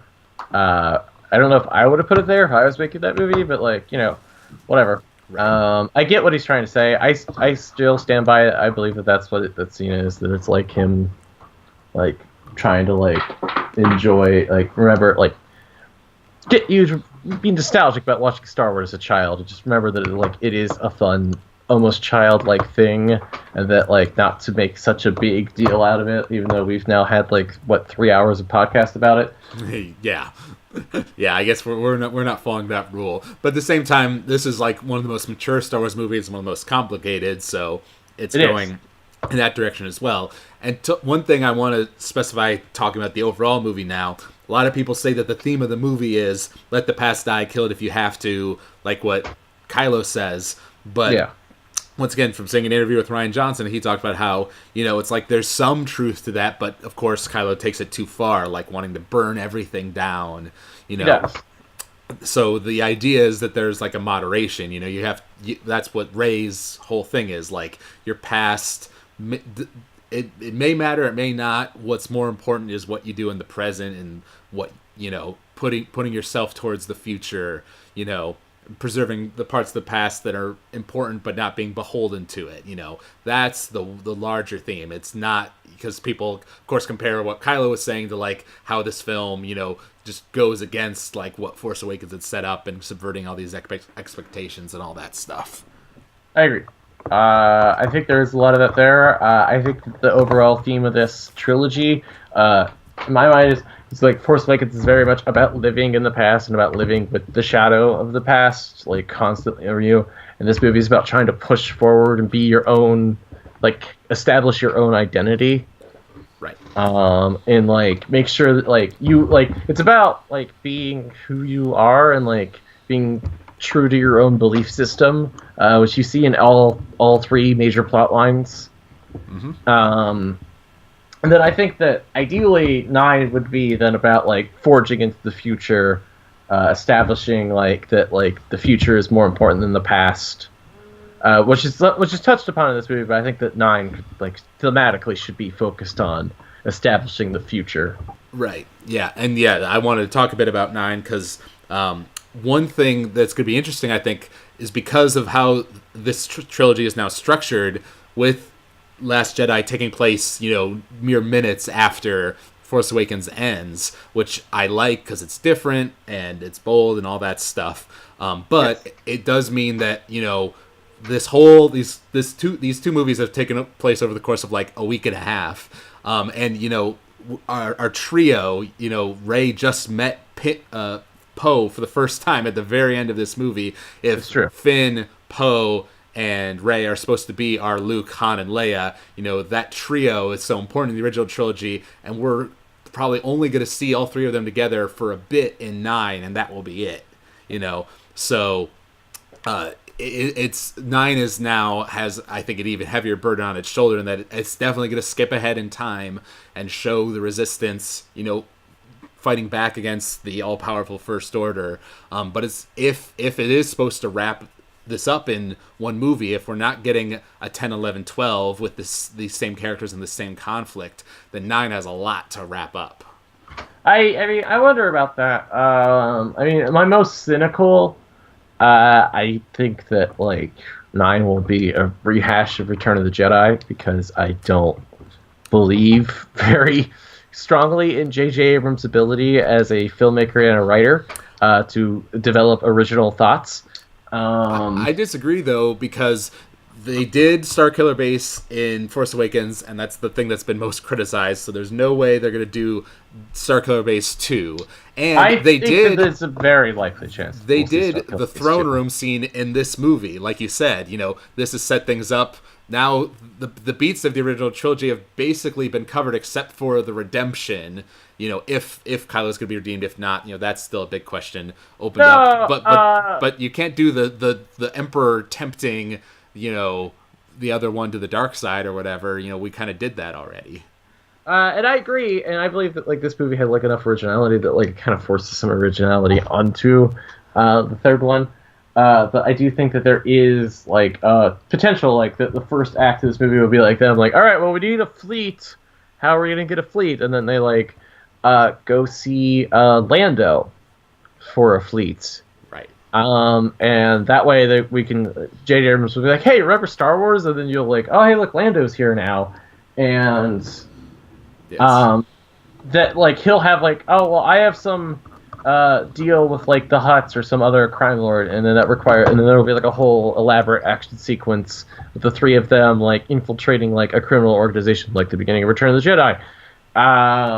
So that Lando will be free to give them a fleet and some personnel to fight the First Order, which will have returned with some, maybe not Starkiller Beast, but maybe some other Death Star-like super weapon that like Kylo Ren has now had constructed, and that we could even have that scene from the beginning of Return of the Jedi where Hux arrives at said super weapon to establish that it exists, and he's like, "Well, the Supreme Leader is coming here to oversee the final preparations of it." They could, but I just don't think JJ's going there because, and I want to bring this up earlier, but I was saving it. I remember way back, this is just months after Force Awakens came out, JJ said in some interview, "I've read the script for The Last Jedi, and it's so good, I wish I were making it myself." And he was an executive producer on this film, so everybody talks about how, it kind of spat on a lot of what JJ set up in Force Awakens, but he was, somewhat involved in the whole process, and he clearly respects Ryan as a director, so yeah. I don't think he's as upset about like what happened. I don't think he's going to go back on like Rey's parents being nobodies and all that stuff. That's because I firmly believe that JJ doesn't actually have any of the answers to any of the questions that the Force Awakens like proposed, because he knew that he wasn't doing 8, and I'm pretty sure, and at the time he also knew he wasn't doing 9. Right. So I think he's just like, I'm just going to set up all these things, and one of them, like either Rian Johnson or at the time Colin Trevorrow, will figure out the answers to them on their own, because that's not my job anymore. And that's kind of like, that's his MO when you like look at his filmography, right. Is that he loves setting up mysteries, but he does not know how to pay them off. Apparently there was like a little rough outlines written for like 8 and 9, or at least 8, with some answers that Lawrence and JJ had come up with. It was very rough, and Kathleen Kennedy told Ryan, like, you don't have to listen to this, you can go on your own way. And Ryan basically said, yeah, clearly that's what he did, and they liked it, so they went with that, because Ryan has said in interviews that like there wasn't like a roadmap necessarily. He was kind of not. There was very obviously a roadmap, which is kind of like a weird choice, I think, from Lucasfilm's perspective. Like when they decided to do this, that they wouldn't have like a defined path for all three, like arc for these 3 movies. They were just gonna like rely on the strength of their writer-directors, right? Like creating this arc as they went. Because honestly, I have never once in my life seen a trilogy of movies where one part of it was like handled by somebody else than the other parts, and all 3 movies have been excellent. Like that is never, like I've never seen that happen before, because like most often when trilogies are successful, they are part of like a unified vision of at least one to like a group of people. Right. Well, yeah, I mean, I guess I was thinking of like Captain America. The last 2 are both done by the Russo brothers. Yes, they are. And then in the original trilogy was directed by 3 different people, but George Lucas was the overall vision for all 3. He clearly had like a narrative arc across all 3. So it is like a collective use of his vision. Right. And clearly that's kind of Kathleen Kennedy's role as like the head of Lucasfilm, and she's the one running the ship, but I just don't see her as like a creative storyteller in the same way I do George Lucas. I don't think she is. I think she just like knows how to produce, and I think she knows how to like pick the right people for the job. Like, and like I've heard in interviews that like she gets along best with Rian Johnson out of everybody they've ever like recruited to make Star Wars movies. Right. Since Disney bought it, because like even her and JJ would butt heads apparently. Right. I heard that like, as well. But like apparently her and Johnson just click, and that's why they gave him his own trilogy, was because she really liked him and his vision, which I agree with, because I think that he's had the strongest vision for Star Wars since the buyout. Yeah, no, I definitely. Well, I think Gareth's had a cool vision for Rogue One, and who knows what that first cut was like before they kind of changed some things. I think there was a stronger movie, like a stronger, bolder movie in there that was cut and reshot, but I wonder about that too, because I'm not a huge fan of Rogue One. Right. But this transitions nicely. We know that we're getting a Rian Johnson trilogy, which he says is set in a different part of the galaxy with new characters that we've never explored before. It's going to be something totally different. But does this mean that 9, if Kylo Ren dies in 9, if he's bad and they just kill him, so the Skywalker saga is over, there are no more Skywalkers, is 9 going to be like the last Roman numeral film? And like this Rian Johnson trilogy is going to be like the next trilogy we all focus on, and then like after that they'll do a new trilogy with Rey, Finn, and Poe, all older and like setting up new characters. Like, what are they gonna do? I wonder about that. I definitely felt that like Rian Johnson's trilogy is meant to replace the Roman numeral movies because they like are apparently like this pattern of Roman numeral, like an episode and then like a spin-off story and then an episode and then a spin-off story. Right. And I think that this trilogy is supposed to take the place of the Roman numeral movies because after we know that they're doing the Obi-Wan or like I don't remember, is that confirmed, the Obi-Wan movie? No, it's not confirmed. It's just rumored. But like I know they definitely are doing like a spin-off movie after 9. Like we do know that there is one in the works somewhere and that there's like a lot of pitches for different things. There's like an Obi-Wan pitch, there's like a Boba Fett pitch I heard somewhere. Right. Well, that was going to be announced to be the Chronicle director at one point until Fantastic Four blew up in his face. Until Fan Four Stick ruined his career. Right. Yeah. So I'm curious about that too because I agree. I think that Rian Johnson's new trilogy is going to stand in for the episodic films in the next kind of phase, if we want to go with the Marvel terminology. But my question is then, will we get 10, 11, 12 after that, or are we, because they don't even market with the Roman numerals anymore, so are we just done with that, like after 9? I wonder. I think we will get the Roman numerals. I think it will be like a return to form, because then everybody will get hyped again, because it will be like a big deal for them to come back. Right. Even though I feel like a lot of the hype for the return to the Roman numeral Star Wars movies was because like there was always an absence of Star Wars movies beforehand, and by that point we'll have been like 8 or 9 movies deep past the Roman numerals. 12, actually. Because if you think about if those are if that's our stand-in for the Roman numerals, then we have spin-off films in between Rian Johnson's films as well. So there will be at least 6 after 9. Right. Minimally. That's what we're thinking. Before we get to more Roman numeral Star Wars movies, and that seems, well, A, exhausting, but B, I think that that will be like the plan. That's like the general plan, is that like they're gonna like there'll be like a big return to the Legacy and Saga episodes after this trilogy that Rian Johnson is spearheading, and I'm actually very excited for his trilogy. I am excited as well. I'm excited for something new, and I like what Rian did here. And I agree with you as well. Personally, I hope that Kylo's arc is like he does not get redeemed. You know, they'll try, but I kind of hope that it's more like he gets all this power, both power as the First Order leader and more power on the Force. I hope he's more powerfully like researches some of the stuff that Snoke was looking into or whatever, but it just makes him more and more unhinged, and he's more and more, you know, searching for like that belonging, and he's haunted by Luke and by Han, and the fact that Rey rejected him, and like that just makes him even more unhinged and like sociopathic. And I think that would be cool. I think that would be something like that. I think it would be a neat narrative arc to be like have him be like erratic and crazy, and that like Hux is like just desperately trying to hold this First Order together under the like manic rule of Kylo Ren.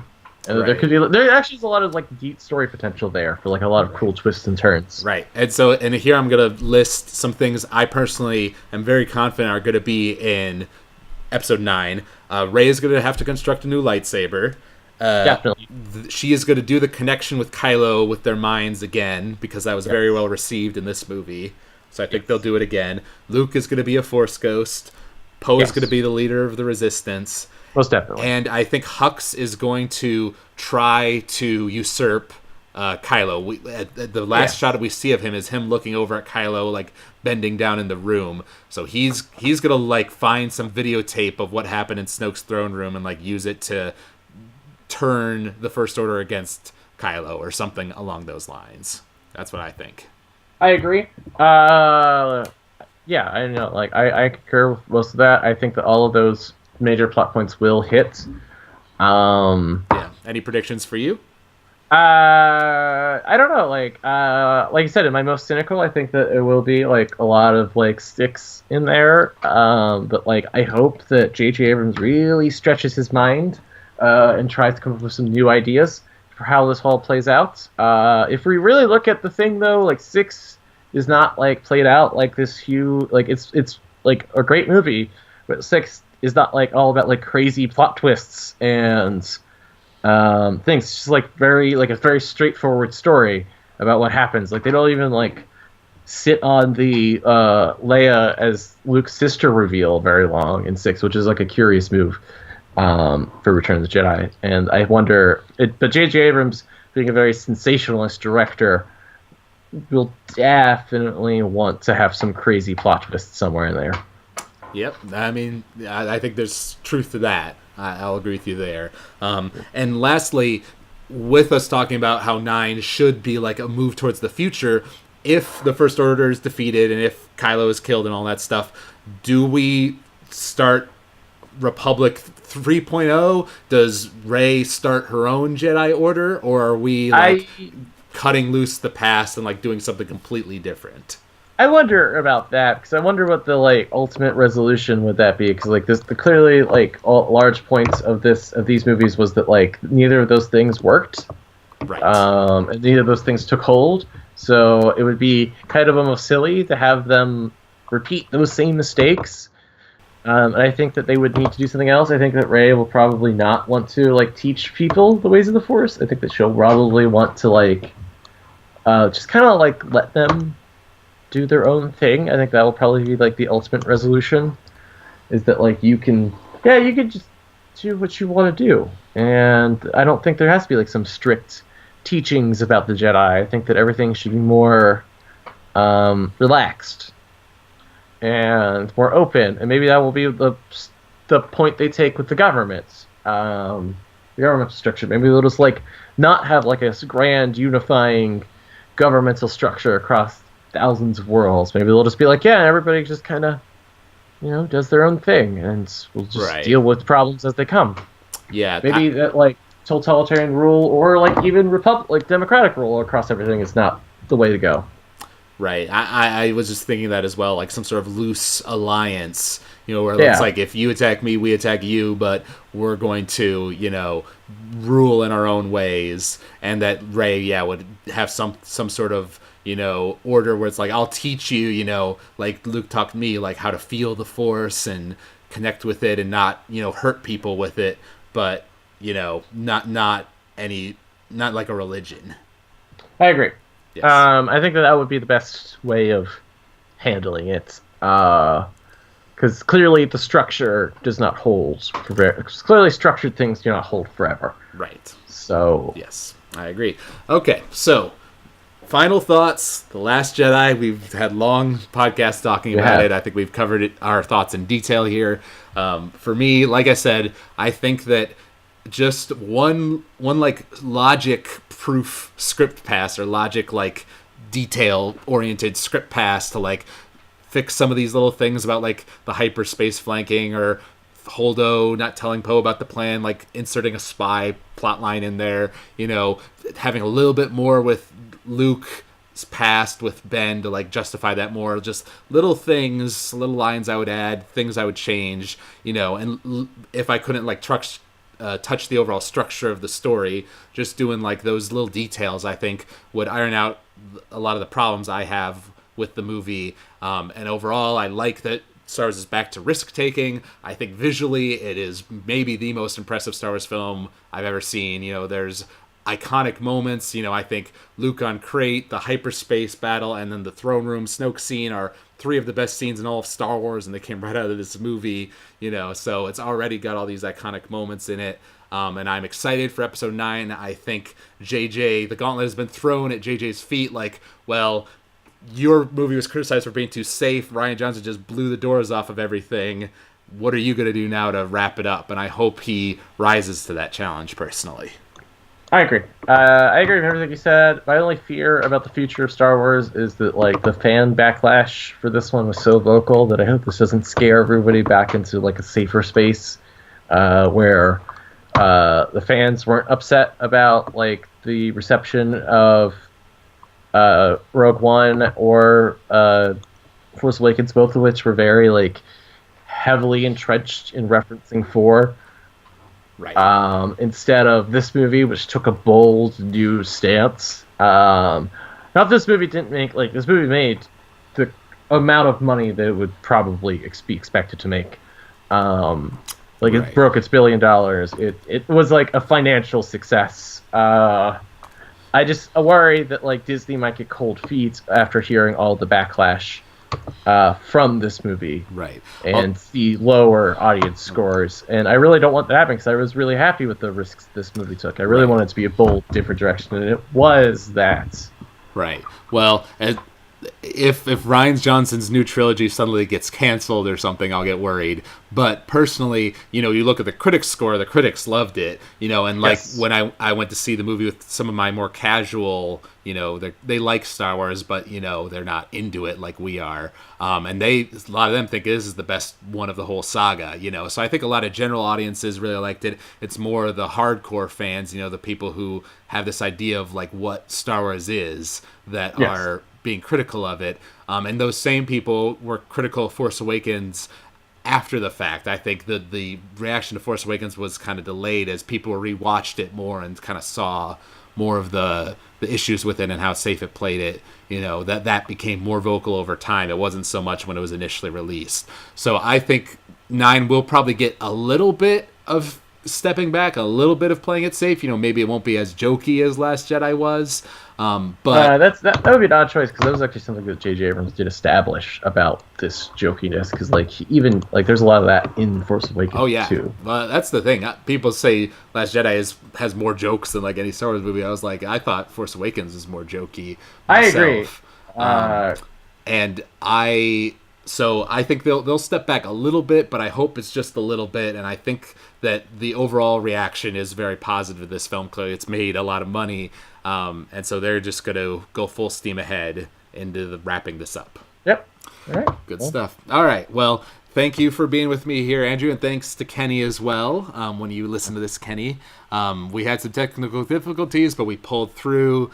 We lost members, but we pulled through. We got this done. A little long, but we talked about everything that I wanted to say about this film because there's, that's what's, like you said, you were talking about how you haven't talked about a movie like this in a long, long time. Me too. I haven't. It keeps you thinking, it challenges you, and too many movies these days just refuse to challenge you. So I appreciate it. Yes. I think that it's definitely worth watch. So several times, honestly. All right. Yes. So if you enjoyed listening to this, go ahead and subscribe to the YouTube channel. We might do more podcasts like these in the future, either on Star Wars or other movies. I know we could definitely do one on Lord of the Rings if we wanted to. There's Infinity War's coming up, so that's true. That could be a good one. Will be exciting for sure. Yep. So go ahead and leave us a comment with what you thought about our discussion, where you agree or disagree, what your thoughts are on The Last Jedi, all that good stuff. So thank you all out there for listening, and may the Force be with you.